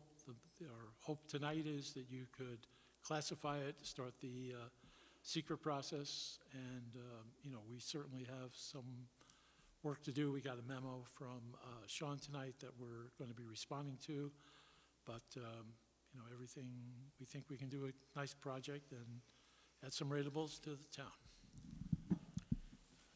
Thank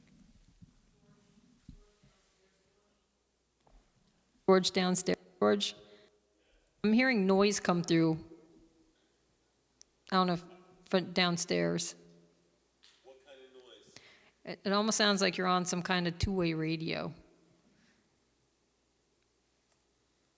Or with like background noise.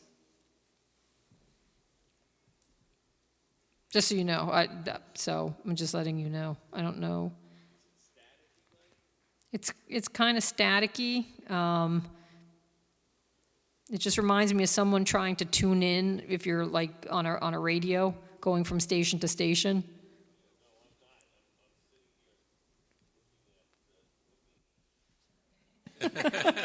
My. All right, so I don't know what that is because as oh, leftover Verizon. Okay. Let's get out and see if it's still in the market. All right. Well, we'll manage. All right. Thanks, George. Good evening, my name is Shirag. I think, Bonnie, we met over the Zoom call. So if you could go to the next slide, and we can keep going back and forth. It's not a long presentation, it's easy to navigate, but what we are looking at is an existing aerial. The BJ's building is at the bottom of the page. The satellite parking lot is how I refer to it, is that detached parking lot across the drive aisle along Larkin, and then the pad side and the memorial is right next to it. So that's just a lay of the land. The gas station would be installed over that satellite parking lot, and I think I'm clear, right, what I mean by that. Do you need to get up and show that? Everybody understands what I'm referring to, correct? Yeah, they're right there. There you go. So that's where the gas station or fueling facility is proposed, and then the restaurant is proposed over where the memorial and the well house is right there. Okay, if you could go to the next slide. So this is just an overall view, same scale, just now overlaid with what would be proposed. So in that parking field, far parking field is where the gas station is. The gas station is angled intentionally because of an existing O&R easement that runs sort of north-south. And then the restaurant pad's located adjacent to it. They both take access from that existing drive aisle that is in front of BJ's, then that further goes down towards Walmart. If you go to the next slide. Oh, I'm sorry. I'm sorry. This is the same plan, just a more close-up view. You have a little bit more perspective of what's going on, where the canopy is, the striping on the pavement, stormwater facilities, driveway cuts, sidewalks, stalls, that sort of thing. So this is just an overview of the site plan set. So this is the plan set that was submitted in November. And if you go to the next one, this is the plan that, Bonnie, we had discussed at the workshop meeting, and we incorporated the changes that you had suggested, all fair and correct changes. So we eliminated the right-out access from the fast food. If you remember, that was on the previous plan. It's eliminated, so now there is only one access in and out. We also moved the building further away rather, from the pad side or the fueling facility. So we increased that grassed island that's between the gas station and the fast food. So if I could get up and show that, I think that might be of value. So I'm talking about.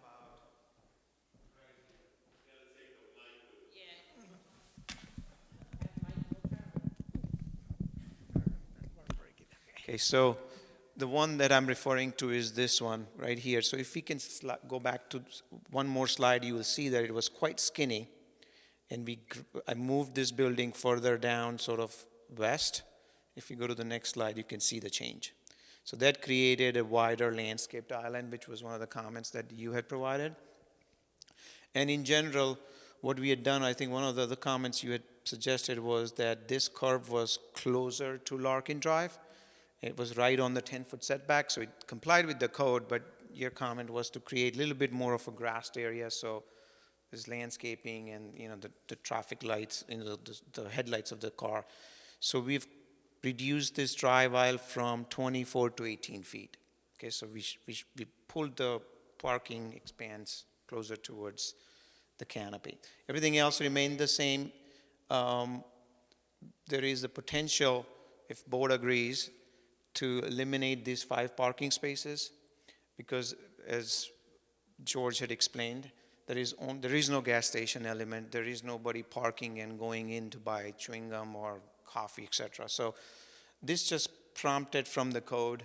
Code required 5 spaces. We are asking for modification in terms of reduction in parking. So for BJ's point of view, and we have Margaret here, we can check in with her, but they don't see a need for those 5 spaces. They're not utilized spaces. So that would help shrink the blacktop, you know, the area covered by blacktop.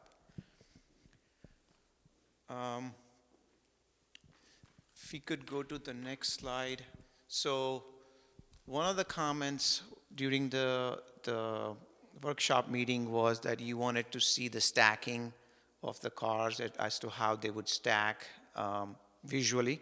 So this plan represents that. There's about 36 cars stacked, 35 cars, and still leave room for circulation on the back end. And that doesn't even account for any kind of a car that would stack if there was an overwhelming, you know, rush to get gas. You would be 35 plus you would have the drive aisle.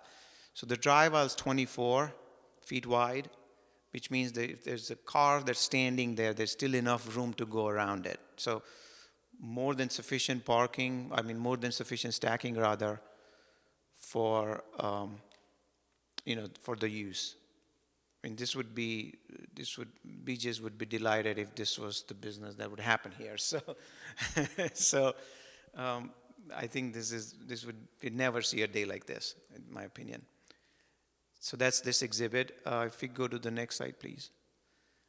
And I'll hand it over to. Do you want to talk about the safety features, or you want to talk about we can, this was just, you had recommended to show some examples of BJ's gas in other locations, so those are the slides that are in here, but we can go talk about safety features, or we can just talk about this now, however you want to handle it. Whatever you want to do as far as the presentation. You want to just deal with this now? Okay. Thank you, Madam Chair and Board. So my name is Pat Smith, and I'm with RD Management now, but I was with BJ's for 15 years. I left BJ's last year. So I'm very familiar with the projects that are up here right now. I was responsible to get the approvals both locally and within BJ's for these projects. We showed Newburgh, even though it's not really an example of what you wanted to see, but we figure it's the closest one to this site. So, and I'm assuming a lot of people are familiar with this site. This works. It doesn't work great. It's less than ideal from BJ's point of view.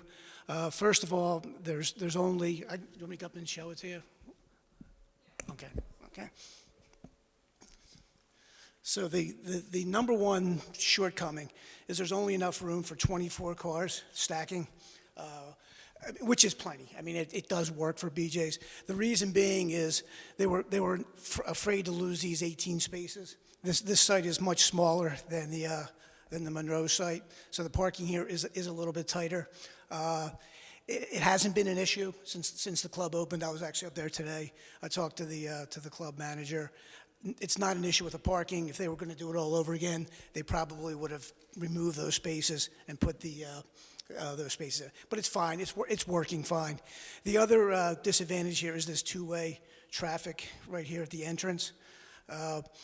And the reason that is because you have members coming from the club, they want to be able to get straight into the driveway. So this two-way access was created. In Monroe, we have a one-way access, which is much more superior to this. I think at some point, BJ's will probably go and try and get this closed and force people to come around, because this parking spaces are not being utilized, so they'll just probably bring people around, make it into a one-way, and make this one-way out as well, because this is two-way as well. So if you go to that station, there are some conflicts between the two with the entrances, and the nice thing about Monroe is we eliminate all those conflicts. So that's kind of where Newburgh stacks up. But you would also ask, where do we have stations that enter out to a main road, like a ring road? So if we go to the next one. Oh, my favorite, Pelham Manor. This is actually the #1 gas station in the whole chain. It's very busy gas station down in Pelham Manor. Similar to what we're proposing in Monroe, six islands. And it also has the same one-way traffic, so you come in right here. The BJ's Club is up here. Secor Lane is a village street. It's a very busy street. This is part of a 600,000 square foot shopping center, and this is the main entrance right here. So you're coming in through and then back out. So it's one way in, one way out. It works very well on a site that is maybe half the size of the site that we're proposing here in Monroe. So we're able to show how it works again, this is less than ideal because of the size of the site. But it does work from a flow point of view, and we're also, even with the less stacking, so you don't have the full stacking like in these smaller spaces here. So you probably have maybe less than 30 cars stacking, but it actually does work. And again, it is the busiest gas station or the fueling facility in the chain. And it also shows we can build these gas stations, fueling facilities near environmentally sensitive areas. I mean, we are literally right along the banks of the Hutchinson Creek right here. So that's kind of Pelham. And you can go to the next one, I guess. There's one more here. So this is Westbury. Again, another similar situation. But this actually is even a little bit better illustration, because this is Brush Hollow Road right here. I don't know if you're familiar with Nassau County. This is a very busy street right here. But we're able to show how we can get the traffic to come in through again, the same stacking with the 6 dispensers, 12 fueling positions, comes through, in and out. This is a little bit different because at the time we were doing our kiosks at the end, we discovered that's not such a great idea because the attendant can't really see the whole center. It's much better to have these kiosks in the center. But a very busy street here, Brush Hollow Road, but we're able to show how the traffic, this is a little bit different because it does have a two-way here. The way this station works, though, is that because of the queuing along here, it is almost impossible to get back out to this exit here. And there's no reason to get out here anyway because it's one way. It's right turn only, similar to what we're going to have in Monroe. So that's kind of how we work it when you're up against a busy street with traffic conflicts. It does work, and I think the main reason is because when the cars exit, they're really kind of exiting one at a time, maybe two at a time. So you're not getting large queues to exit. And of course, when they're coming in, one and two at a time. So that's kind of like the way the layout of these clubs work, which I think answers your questions on it. You have one off of Route 9 is there a BJ's up in Poughkeepsie? Is there one there? There is. There's no gas station there. Okay. I visited the Newburgh. Right.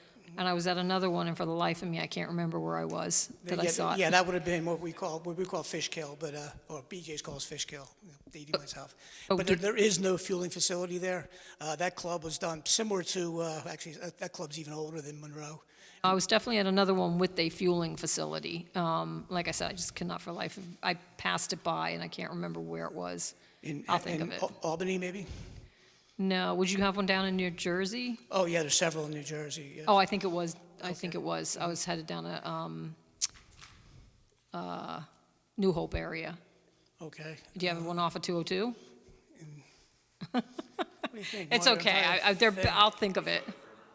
Yeah, but that's not. Nah, open yet. no. No, it wouldn't be useful. That's No, not this is open like yet. toward Hunterdon County, down toward Pennsylvania, but I'll think of it. Okay, but just so, in New Jersey, it's completely different because you can't pump your own gas. And Right. so you have attendants there, so it's a different, it operates completely different. I mean, it's kind of funny because the BJ's would not operate fueling facilities in New Jersey for the longest time. Costco finally said, we're going to come and get fueling facilities in, so BJ's had to respond that way. Okay. Okay, thank you.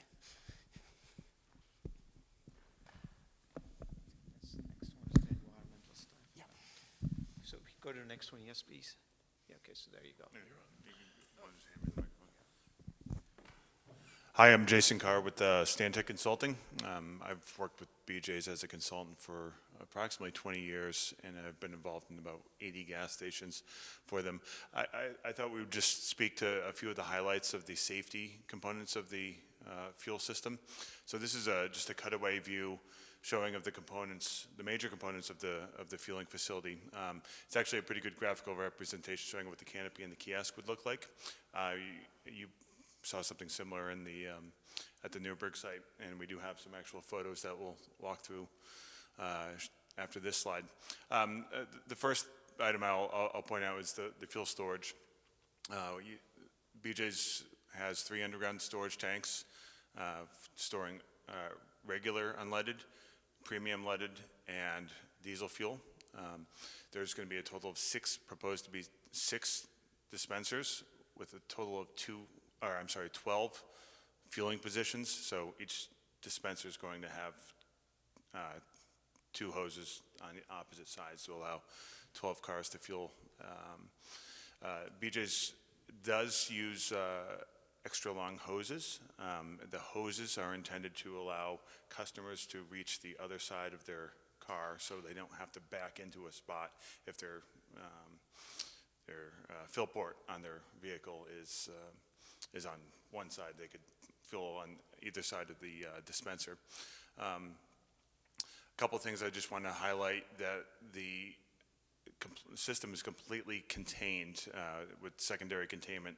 This is a New York State DEC requirement. The tanks are constructed of fiberglass, so they're corrosion resistant, and the piping is a robust UL listed petroleum resistant piping that is also double wall. Continuously monitored by instrumentation and controls, which are going to be located in the attendant kiosk centered under the canopy. The canopy is equipped with recessed lighting, so you won't see the lighting, at least the glare. LED lights. And I think the only other component I do want to point out is BJ's does apply some best management practices, which aren't New York State DEC requirements, but a few things that they've recognized over the years to be good stormwater management controls. One item I'll point out is the positive limiting barrier, which is a series of grooves that go around the perimeter of the fueling apron.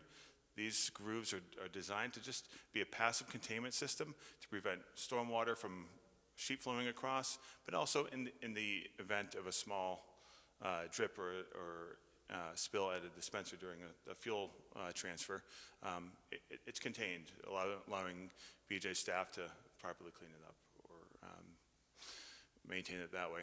And then the other, you can't really see it in this graphic, but the fuel transfer area is separate from the customer drive area. So it's got its own curbing and containment and fill area, which allow the fuel truck to transfer away from the customers and other vehicle traffic. So you don't have fuel trucks commingling with other vehicle traffic. So it's a safety item as well.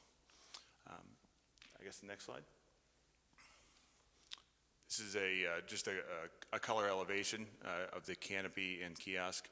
The total height, proposed height of the canopy will be 17 feet, 14-foot clearance underneath to comply with the DOT standards. And the kiosk is a very small building. It's about 8 feet by 20 feet, just to provide a place for BJ's attendants. They'll be able to receive cash transactions as well as credit card transactions, and they'll have electrical room for instrumentation and controls associated with the gas station. Next slide. We just wanted to point out a few pictures of existing facilities. The picture on the left is Newburgh, New York, and it's actually Chesterfield, Michigan. It's not just, on the right. But these are fairly recent stations. Look how nice Chesterfield looks with trees and green. Yeah, it's a nice looking station. It's a very nice looking station. Yes. And I think we have maybe one more slide. And this is in Willoughby, Ohio. Again, very similar to the other photos. Any questions on the safety systems or layout?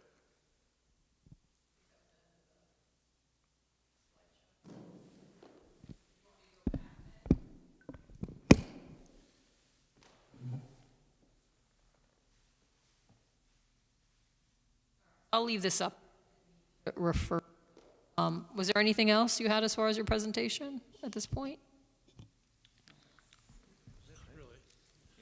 The one thing I do want to point out is the restaurant is a concept. It is not a specific, we don't have a tenant identified. It is what we think is probably the largest that could fit there. Depending on the tenant, it's likely to be smaller.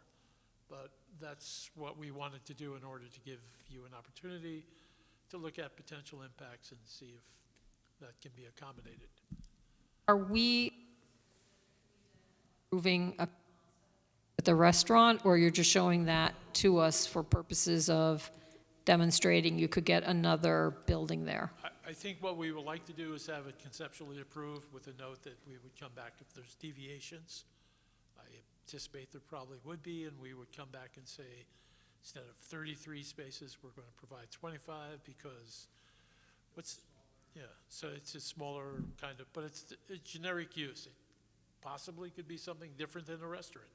Yeah, We're not really sure, but we want to know there is a possibility that we can accomplish something here. I'm going to refer to let us know whether we in fact can even, if we have an animal called conceptual plan approval, or if ultimately you have to get, full site plan approval. But, that's a procedural thing we can talk about. Why don't we start with Ashley and then Sean as far as comments, and then we can go down and get the board's comments and reactions.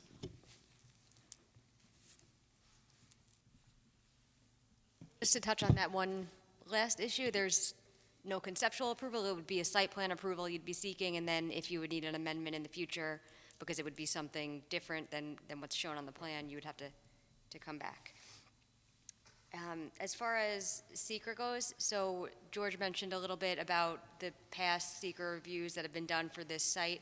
I did speak with Marissa from his office a little bit about how best to approach seeker for this application. So I think the best route that makes the most sense at this point would be to do, for the applicant to prepare some type of consistency analysis. So taking the seeker review that's already been done and what's been studied, updating it as necessary, and evaluating the impacts from this new site plan amendment, and whether there's any additional mitigations or anything that need to be done in order to mitigate the impacts of this application. So it would be an unlisted action under seeker. It would be appropriate for you to do a coordinated review because it's been coordinated. So I would specify the action as unlisted and to declare your intent to be lead agency. So I think we'll take care of that now, just to start the process. So I will make a motion that we classify this action an unlisted action and that the planning board declare its intent to be lead agency for the action so we can conduct coordinated review. May I have a second? Second. Pat, and then Noreen?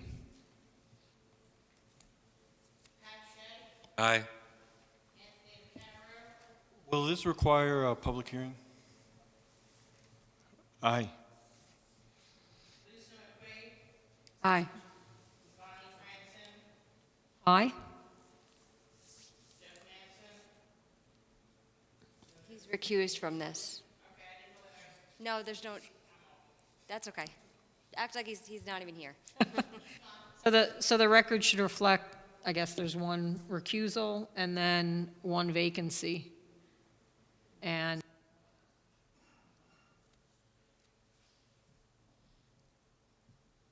all right. With that, I will prepare a notice of intent.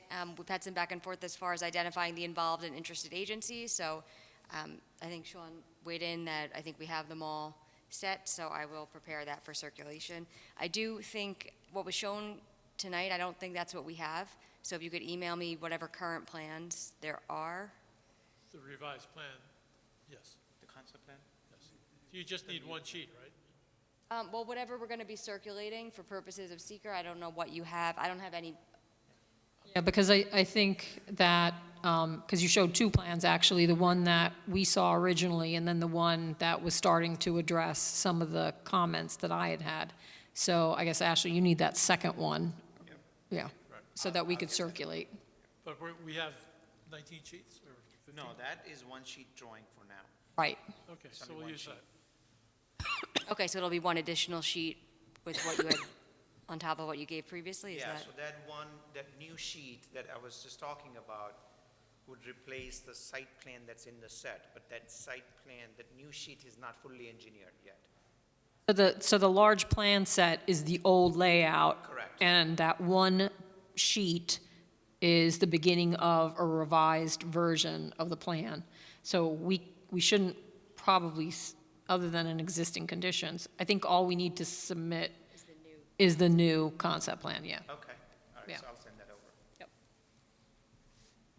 So notice will need to go to the county for purposes of general municipal law, and also to notice of a public hearing will have to go to the town and the Village of Woodbury.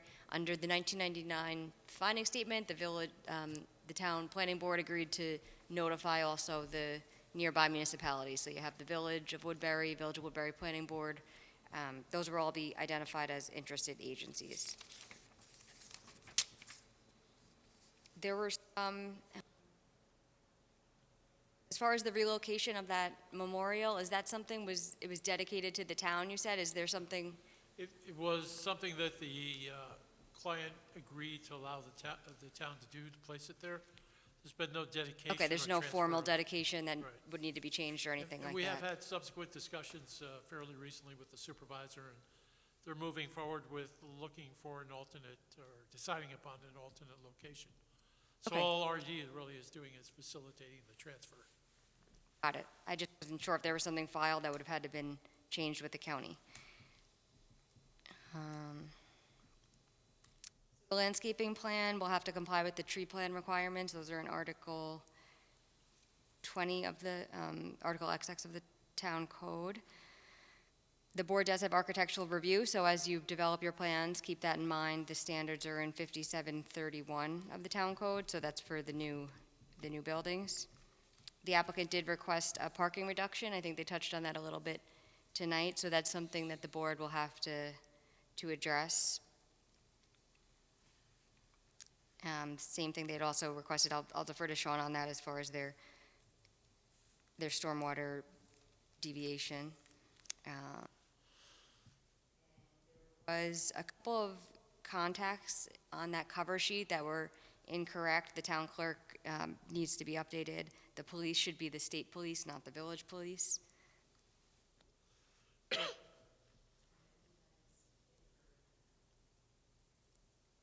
Thank you, and Sean?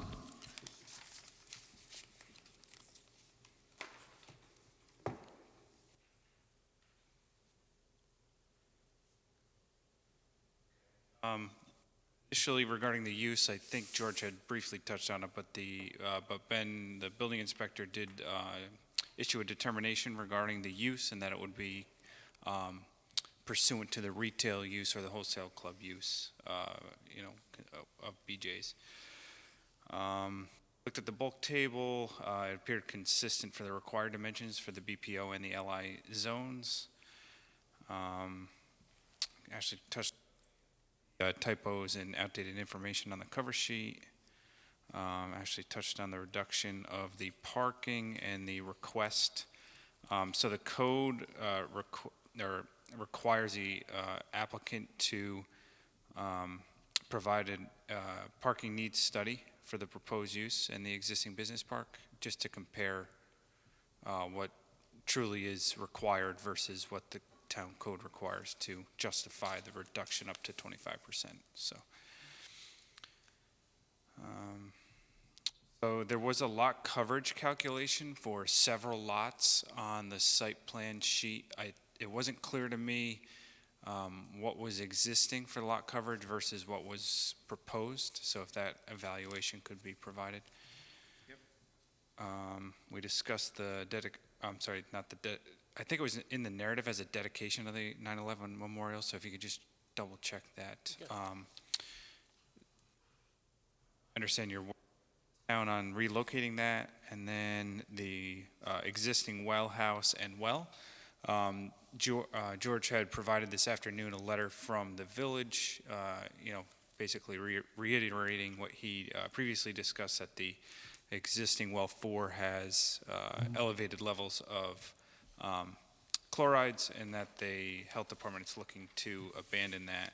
I just asked that the site plan, the site plan notes that it'll be abandoned in accordance with DEC requirements, but asked that AWWA standards apply as well for the decommissioning.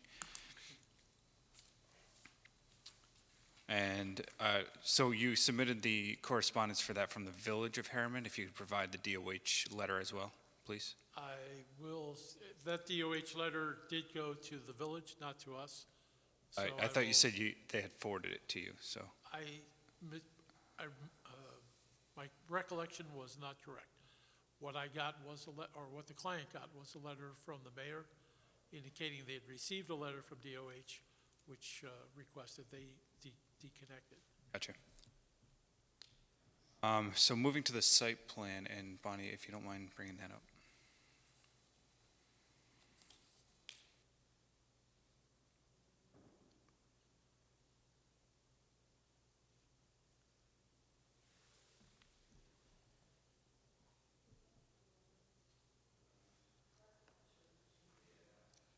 So, that's fine. So at the workshop, Bonnie had requested the recirculation lane so that you didn't have to go back out to the access drive. So basically where the generator is proposed, have a recirculation back to the start of the fuel island. I didn't know if you guys had analyzed that. And that was, and again, I have to remember where I saw it. And related to that, I did have a question whether that Newburgh site plan reflects what's in the field, because I thought they also might have had this bypass lane, so you don't have to go out into the main lanes. But the other place I did see definitely had that bypass lane. Yeah, I'm not sure where that is, but like I explained on the Newburgh plan, that's not ideal. Newburgh, you do have to go out into the drive aisle and back in. It's not the same as this because you don't have it's not a ring road. It's an internal drive for the BJ's fueling facility. But if you do what you're asking for, is right now there's no conflicts. Everyone comes in this way, comes out, and then comes out. If you make these recirculate, that's going to create a conflict from the members just entering that throw driveway. It creates a conflict where we feel there's no need to create one. That's why this is designed the way it's designed. This is really the ideal way that that BJ's makes these work. And wholesale clubs, and BJ's in particular, the fueling facilities are so different than, say, from a Quick Check or where I'm from a Wawa, where they kind of like that because they like to create that kind of chaos. So it keeps people on the site longer. It forces them into the into the convenience store, which is what they're trying to do. The BJ's model is the exact opposite. We want them in here and out of here as fast as possible. We don't want them stopping. We don't want them going back around. You come in, you get your fuel, and you go back out. And that's why it works that way. Yeah, the issue I have is that you come in, it's one way. You know, in theory, you're not going to have that many people there, you know, and based on what I saw, you know, you don't typically see that. But once you get around, if for any reason you need to go back to a pump, you're being forced into, and this was my point, that lane, which isn't a BJ's lane, it's a lane that actually is sort of a lane serving and is sort of a spine then going to Home Depot and other locations. So if someone, you know, can't circulate in the site, they're going out into that lane, back making a left, back making another left into the site. And so the BJ's that I saw definitely had a bypass lane where you didn't have to go out into, you know, essentially, you didn't have to go through here if you wanted to, for whatever reason, to come back in here. And, you know, I suspect that this can be laid out in a way that it doesn't have that conflict or isn't a concerning conflict or a problem. But, you know, most gas stations or a lot of the gas stations, and the ones I definitely saw, the one I saw with BJ's, had the ability to circulate through here. And in fact, I think the Pelham Manor one that you showed us had that lane, if I looked at it correctly. If you want to go down to it, we can take a peek at it. I'm pretty sure it does not. Yeah, this one, I thought I saw, that's why I was asking about this, because for some reason, I thought you could circulate back around again at Newburgh. So that's why I was asking if that is the latest and last plan. Here, you come in, and it looks like there is some kind of lane to get around. There is, because the exit's here. In a perfect world, the exit would be here, but it's too close to Pelham Parkway, so we had to circulate the traffic back through here. But it's one way, so you're coming out and you're going right back out. There's no real. This is all curbs. There's no real ability to make a left to go back into the gas aisles. We said once they're through, there's no reason for them to go back, and we don't want them going back again. The idea is get them in, get them gassed, and get them out. And that's why this is this way. If this site was larger or we had more room, it would look almost identical to what we're proposing in Monroe, because we want this exit to be as close to the end of the canopy as we can. Here, we just couldn't do it because of the proximity to Pelham Parkway. Well, that's on one planning board member with regard to the circulation, but let's get back to Sean's comments. And I'll go back to which slide? If you want to say the rest are kind of general to this site. Okay. So with regards to the fast food, you guys are working on the revised plans to eliminate the right out of the fast food. Correct. Yep. So that comment number 8 is, you know, you can disregard. Comment number 9, with regards to the loading space for the fast food, I was questioning whether or not the 10 by 30 space was sufficient for all deliveries. 30 seems a little short for some of the larger vehicles. Yes, and the 10 by 30 is coming from the code itself, which is what the code requires. We don't know who the tenant is and how the tenant's going to operate. Most fast foods have a pad that's about an acre, but they, like for instance, Wendy's, which is not too far from here, has a similar arrangement. You have a circulation that goes around. They work out the deliveries in terms of late nights, after store hours, so it doesn't conflict with the parking spaces. So let's just say you have a WB50 truck, I'm making it up, but if there was a truck that was larger than a standard truck, delivery truck, they would come in, they'll pull in the parking lot, there's nobody there, the store's closed, they do the delivery, they leave. So they don't really park themselves in the loading zone. And you must have seen this all over the place. When you're driving late night, you'll see the trucks pulled in. It's really not situating itself in that striped zone because there is nobody there. It's just the store manager, or sometimes they have a fob, they go in, they dump it, they leave. So that's how it would operate, but again, we don't have a tenant, so we don't know specifically what the tenant requirements are. I'm showing just so that we meet the township code requirements. Yeah, I would just say McDonald's, the one that's here in town, is frequently loading during the day while their car is circulating around, for sure. Okay. And I think I've seen Panera, I believe, loading, because they're loading and unloading generally during their hours of operation. So I don't know they're coming at a point when there isn't people parking in the lot, even though this is conceptual. Yeah, yes, and you're right. There are instances that does happen. It's not out of ordinary, but generally, the delivery operation, and as far as my experience is concerned, is that the store doesn't want to accept deliveries during peak hours because they're busy, they have too much going on, they don't want to have somebody free up and deal with the delivery guy, so that's one. The other thing that I've observed is that the delivery timings are made condition of approvals, meaning you have a certain delivery time frame, it's non-peak hours, that sort of thing. So there are ways to deal with that. Like I said, the 10 by 30 is shown just strictly to comply with the code because we don't have a tenant yet. Right. So once the tenant's identified, we'll have more information. They'll come here, they talk to you, they'll explain you what the delivery operations are, so. Then with regards to the sewer services for each of the buildings, they're going to be tied together to a 6-inch main that's going to tie into the existing sewer down by the BJ's club that exists. There is an easement that's proposed over that, for lack of a better term, lateral for both of the buildings.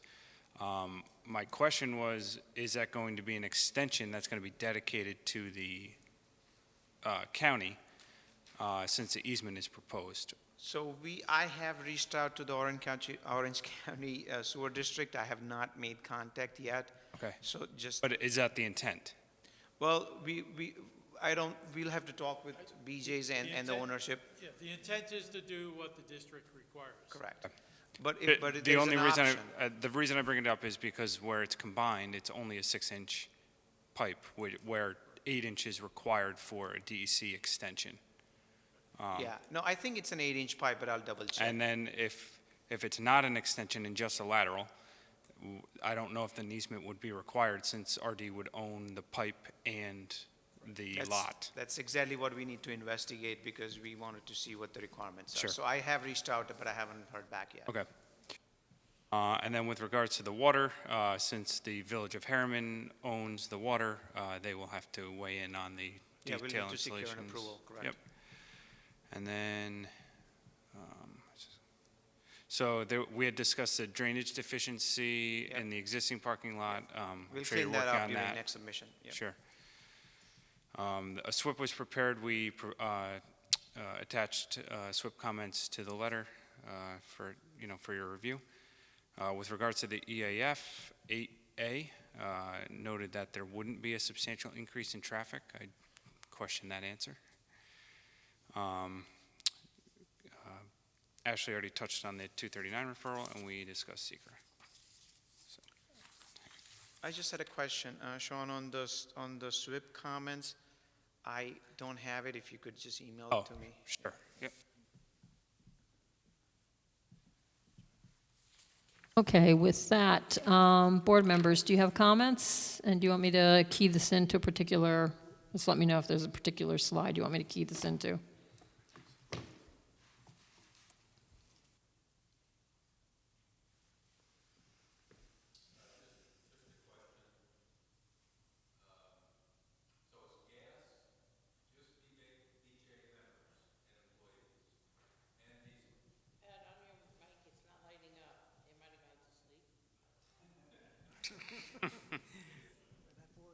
Okay, all right, yeah. All right. So, gas, diesel, just BJ members and employees. That is correct, yeah. Yeah. And the employees are also members.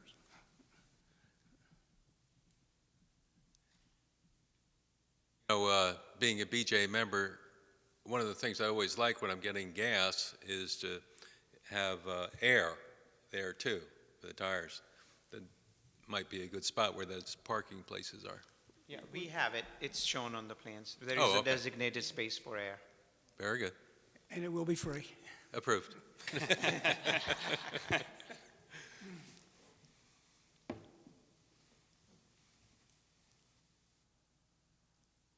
Anthony, do you have any comments? I have a couple of questions. Is that driveway in the front for fuel tank delivery? Yes, that's correct. That And- pullover area, that's right. How often do you think there'll be deliveries, and when would they take place?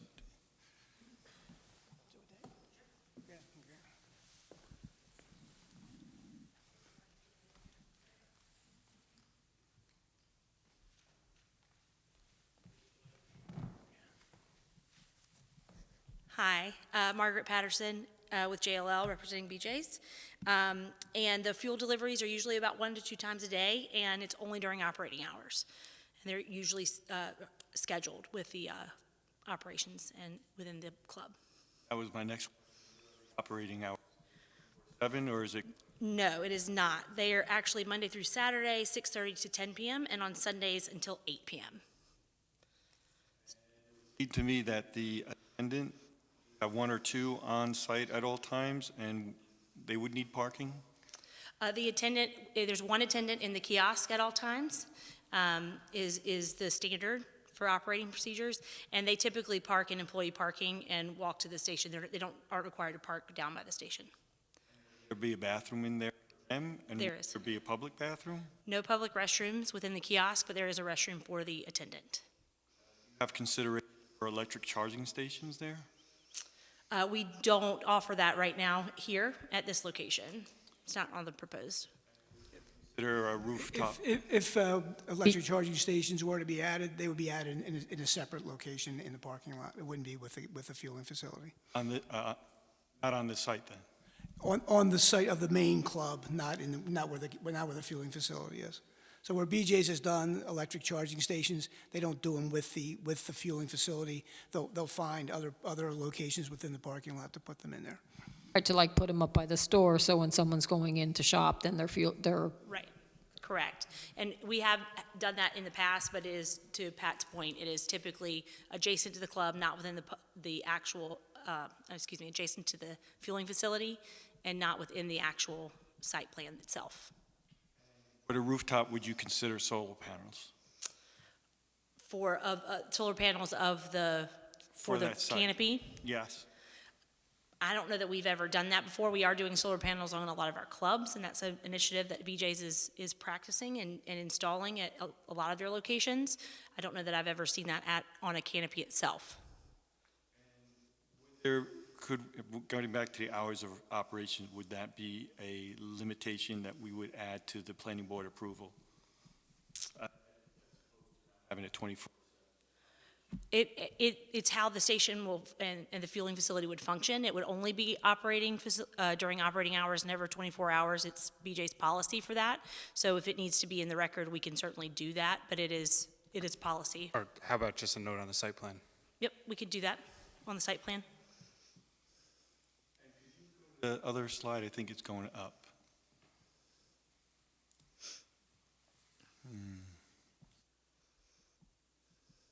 So I'm just wondering if the attendant has to assist with the delivery for some reason, is there a pathway for them to get to those tanks? Where would the tank wells be, or ports? Here. Show the board. Okay,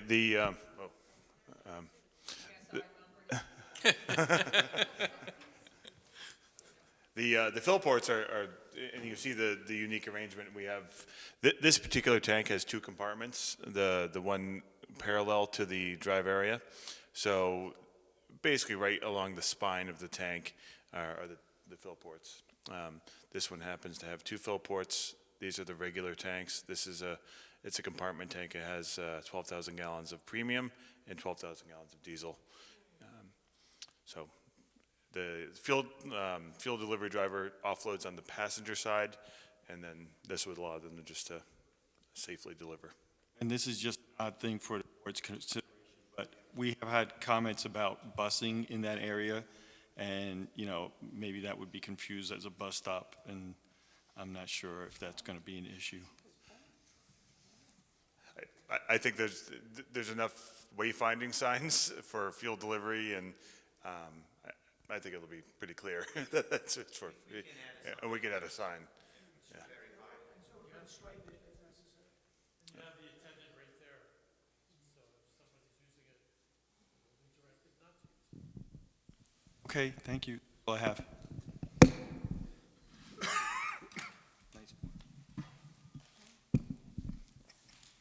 Lisa, do you have comments? Does the hours of operation coincide with BJ's hours of operation? As far as closing, yes, they do open a couple hours earlier in the morning. Fueling site does? The or fueling there's- facility will open in the morning Okay. for drive-by members, and then it closes when the club closes. So I don't know if there's any consideration to employee safety, how people are going to be paying, if there's going to be cash on the site. I mean, they are so separated from the building, and if there's only one employee, is there any, radio, walkie-talkie, backup? The attendant can take cash. So the vast majority of the transactions are by credit card, but the attendant has the ability to take cash at the attendant booth. I agree with what you're saying. I'm just, is there any type of employee security if they're taking cash? Oh, of course, yeah. It has all the same security the rest of the club has. It's a very secure, that kiosk is very secure. It has alarms, it has communications with the club, communications with local law enforcement if necessary. So it's its own little operating center.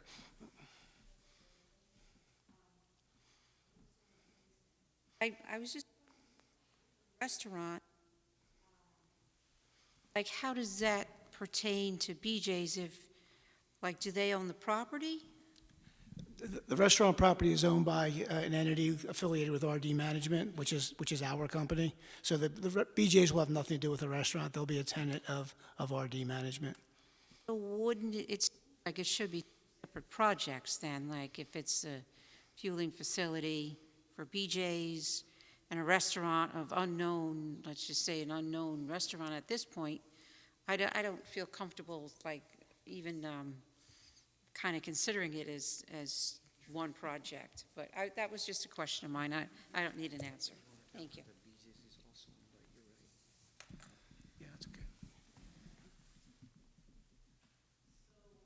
In terms of my comments, this queuing analysis, I don't think it's entirely realistic. I think the real issue, for instance, with this vehicle right here, this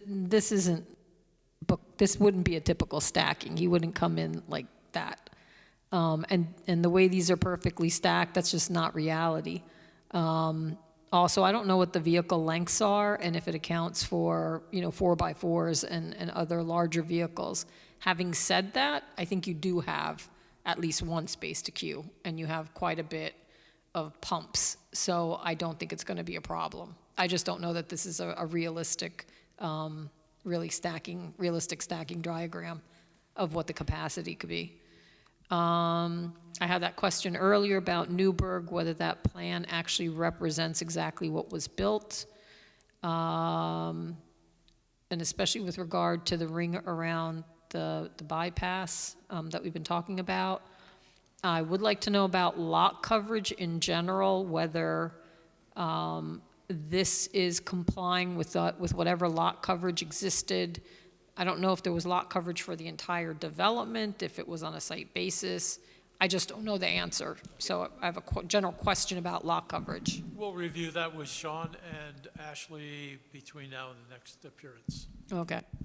As far as the loading, and we haven't really focused on the potential restaurant, I think that, we'll get there when we get there. It will be very much dependent on the specifics of the tenant. Canopy, I'm glad you said that it's going to be recessed. I'd also like to know what the lighting levels are, and the Kelvin values, but those are, very detailed questions. I did, kind of raise a question of where the tanks are, because normally with the gas station, you would have the tanks within the apron, and if you have the tanks in the apron, you're not adding that additional impervious surface area for a fuel truck to have to come in, unload and then leave. You're kind of creating this whole little bypass lane for that fuel tank, when in theory, with a lot of gas stations, it would be in the apron. So I kind of want to visit that a little more. But at this point, I think we're just at the beginning of the process, and so we're going to flesh this out, see other examples of how the BJ's, other gas stations work. Just a general question, and again, I don't know the answer. I didn't check the zoning. So a determination was made by the building inspector that this is accessory to BJ's, the gas station, or no? His actual determination is that it is integral to the BJ's. In other words, if the BJ's store is not there, this gas station will not be there. Okay.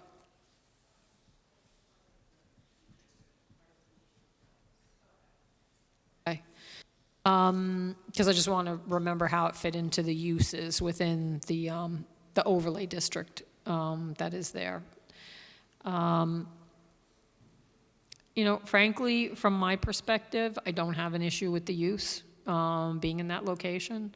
It's been determined allowed by the building inspector almost as an accessory use. I think it's really about making sure that we're not trying to squeeze more than really is realistic for that area. Because I think if not, if you didn't have that little restaurant area, it'd be very easy to fit this in. No problem, however you wanted to design it. But I think by virtue of the fact that we're trying to put a restaurant in here as well, I think it's creating these, design implications. So I don't know whether that restaurant is kind of standard fare or if the number of parking is standard fare.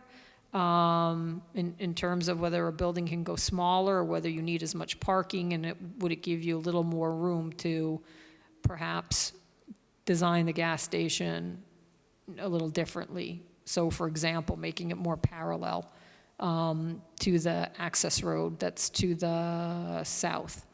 But that's kind of my reaction in general, and I appreciate that you did try and provide some more green space there. But it's green there now, and, again, adding a gas station alone, it'd be no problem fitting it in, and having it designed exactly the way you want. I think by virtue of putting another building in there, I think that creates some, again, design implications. We did talk about, when we had the Zoom conference, definitely need to check the stormwater, the drainage, what's happening. Only because, as we had discussed, I've been at that site when it rains, and there is just water pouring off of the property, and really more than sheet flowing. But, I think you start to point to what some of the potential issues may be with lack of, basins to be able to catch it at key locations, in the parking lot. So, I think that's very solvable. We just need to make sure that we don't ignore that as part of this process. So those are kind of my instant reactions. Also, with regard to the utility easement, are we sure that whatever is being shown within that easement is going to be allowed? I don't know the answer, it's just, again, a general question. Do we have some kind of input or knowledge that it would be allowed? There has been a substantial discussion between the applicant's engineer and the utility company, and we're getting clear direction on what they would like to have happen there. There is not exactly, we have some room to negotiate the terms of the easement, so we may be able to get more flexibility, but I think right now we do comply with the requirements. Okay, in terms of whatever limitations they may be imposing right now, you're meeting it? Because ultimately, we'll have to refer this to them to get their blessing. Right. Okay.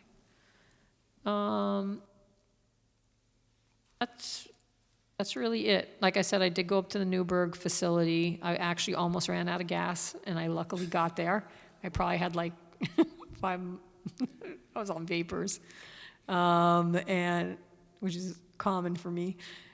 And for the life of me, I was at another BJ's with the gas station, and it's killing me because I can't think of where it was. And as I said, I'll remember, because I wanted to take a look at that. And I think it's just useful to have examples and to take a look at them. Right. So I appreciate you providing plans from other locations, and we'll go check them out, and see how they operate. Could I just ask, when did you visit the Newburgh facility?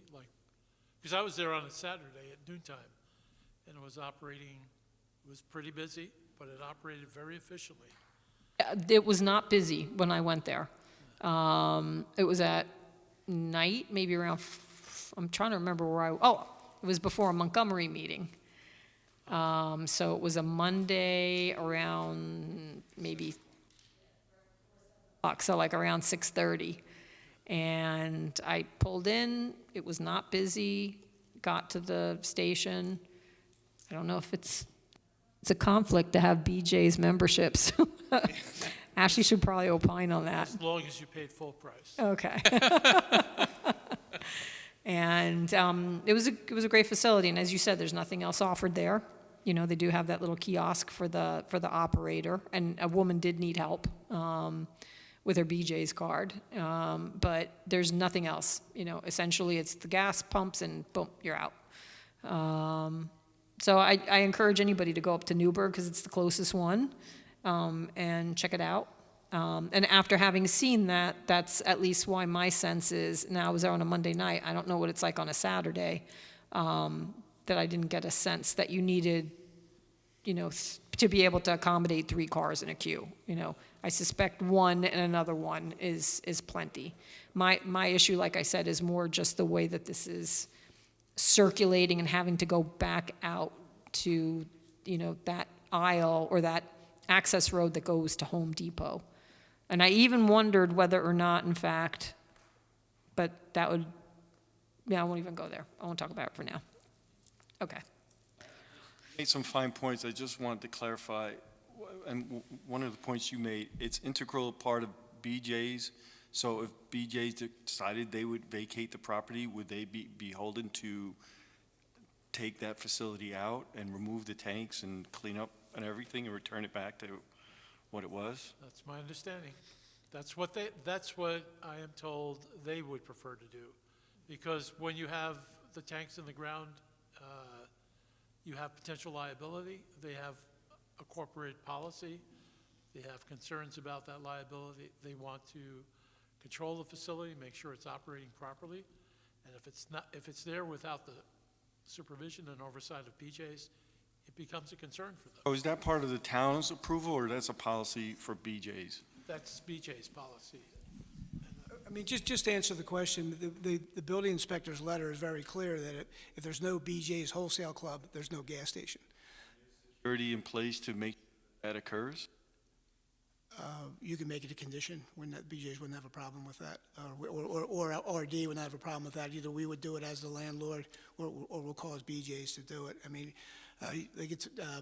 Jason can talk about how these gas stations or fueling facilities get decommissioned, if you'd like to go through it. But there's a whole process for going through it. I'm not aware of us.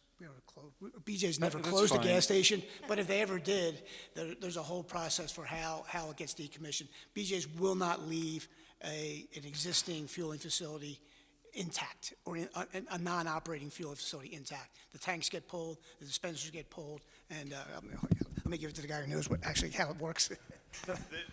The underground storage tanks and the fuel system is registered with the New York State DEC. BJ's has to comply as the owner with, there's certificates of insurance and financial responsibility for the operation and ownership of the gas station. So if that were to, I mean, it could be transferred to another owner potentially, but that's not the intent, and that's. It cannot be transferred. Yeah. It's not, that would no longer be integral to the BJ. Yeah. In this instance, it cannot be transferred to another owner because it would no longer be integral to the BJ's wholesale club, so therefore the approval would go away. So I was just talking about just the specifics for how a fueling facility gets decommissioned and removed. Yeah, but potentially somebody could say, hey, BJ's, I'll take that over and I'll buy that from you, and, I'm wondering if that's a realistic possibility. Well, I think anything's possible. Right now, the application is BJ's wants to do the accessory gas station. We might go too far afield. I was just curious about that. The other thing, and I thought this was a fine point, I'm not a statistician, but I appreciate your point, Bonnie. It does seem excessive for the area. We have a lot of fueling stations in town, and I'm just wondering between the site limitations and, the realistic need for all those pump lanes, I mean, how did you come up with the number? Is that something you'd consider reducing? Number of pumps, Yeah. pump lanes? You're speaking to the 12 fueling positions and the 6 pumps specifically? Yes. It's BJ standard to do 6 pumps. It's on all of our stations that we install at our existing clubs, is this layout actually specifically. So it is our standard to do 6. And so we'd like to keep within our standard to do that. To allow the multiple fueling positions, to allow the one flow of traffic to function as intended, keep the customers in and out getting gas. This 6 pump fueling positions works.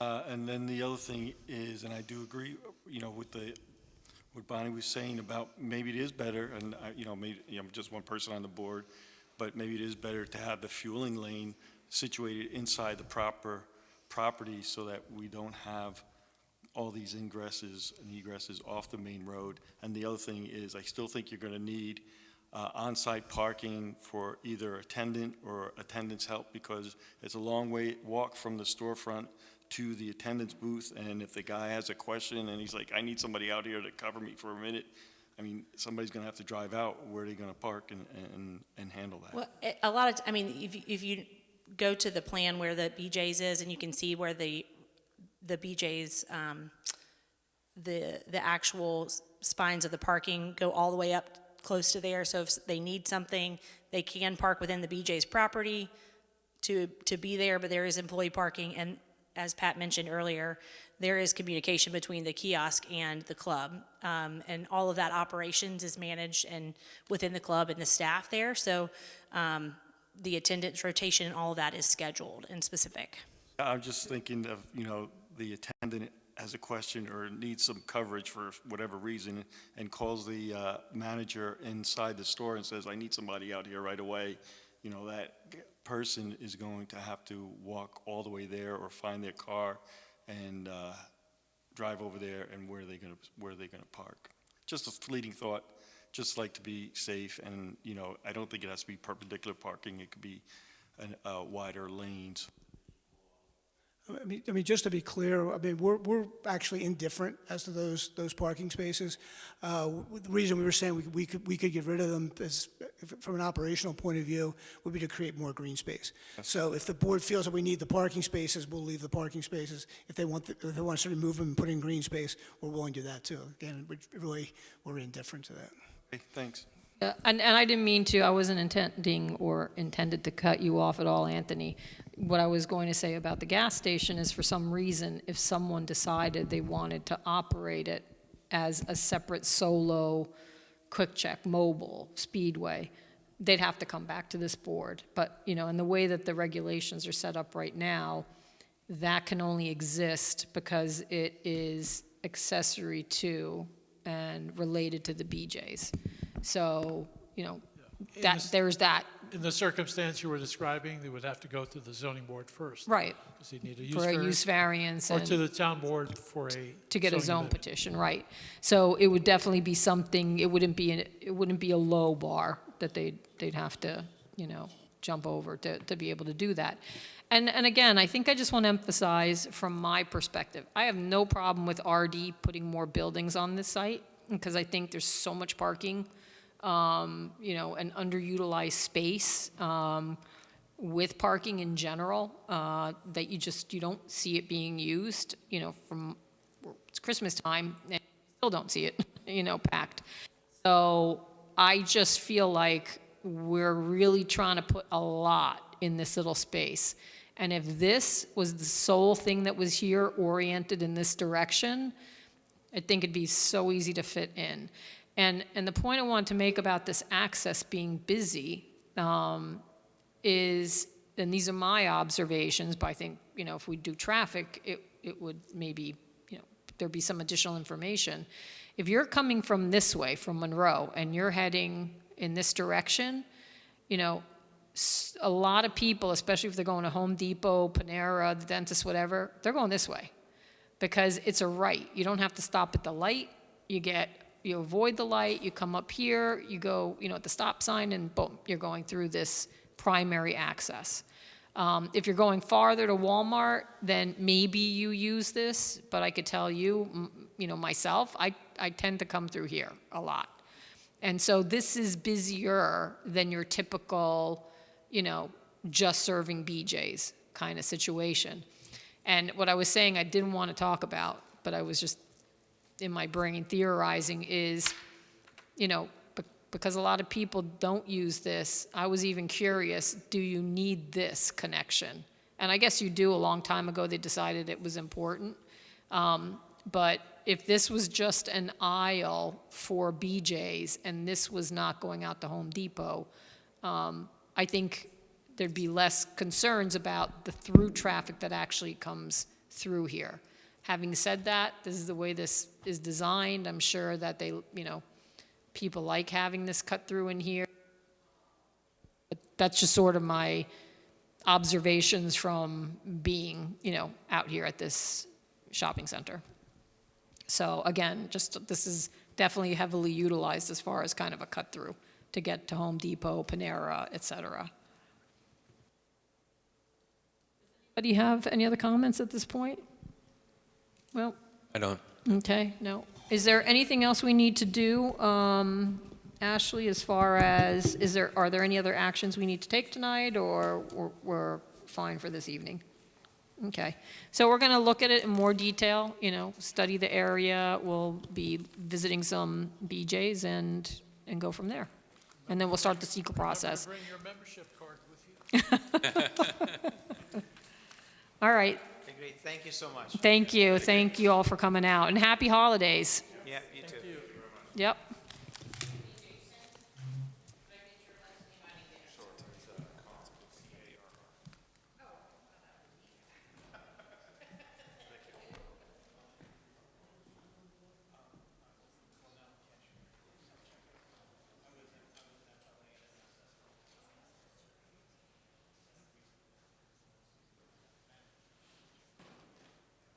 All right, so since you're here, do you have anything to share with us?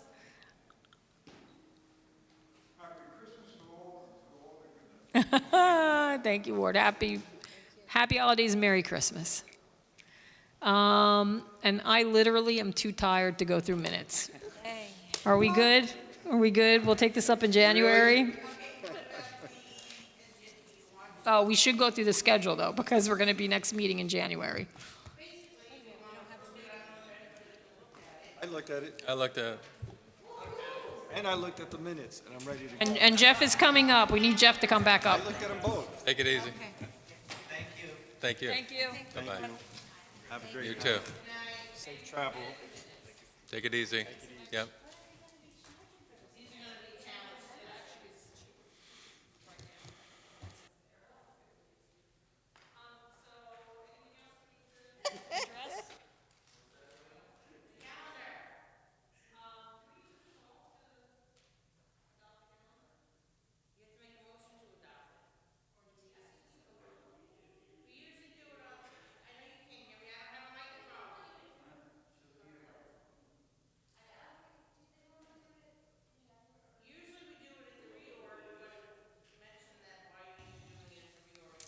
So here's another question, and sorry, I just don't remember. Our appointment.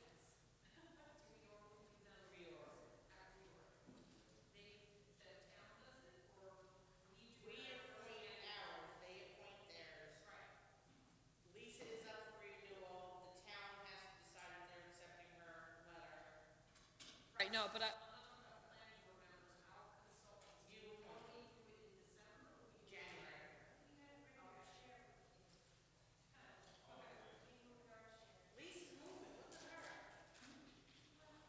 All right, so, you said normally we do? I think you do normally approve your meeting schedule. Okay. There are some I'll make a motion to approve the meeting schedule. May I have a second? Second. All in favor, say aye. Aye. Okay, any opposed? Okay, motion carries. Everyone, have a very Merry Christmas, Happy Holidays, wonderful, wonderful New Year. Any other holidays that may come in between. I think we're through Hanukkah already. And thank you to our consultants for being It's here. not on the schedule. Thanks to everyone who persevered through our little technology glitch. And I'll make a motion, unless somebody wants to offer something or has anything to say, I'll make a motion that we adjourn. May I have a second? Second. All in favor, say aye. Aye. Aye. Any opposed? Any abstentions? Motion carries. All have a great night. Clarify, we're not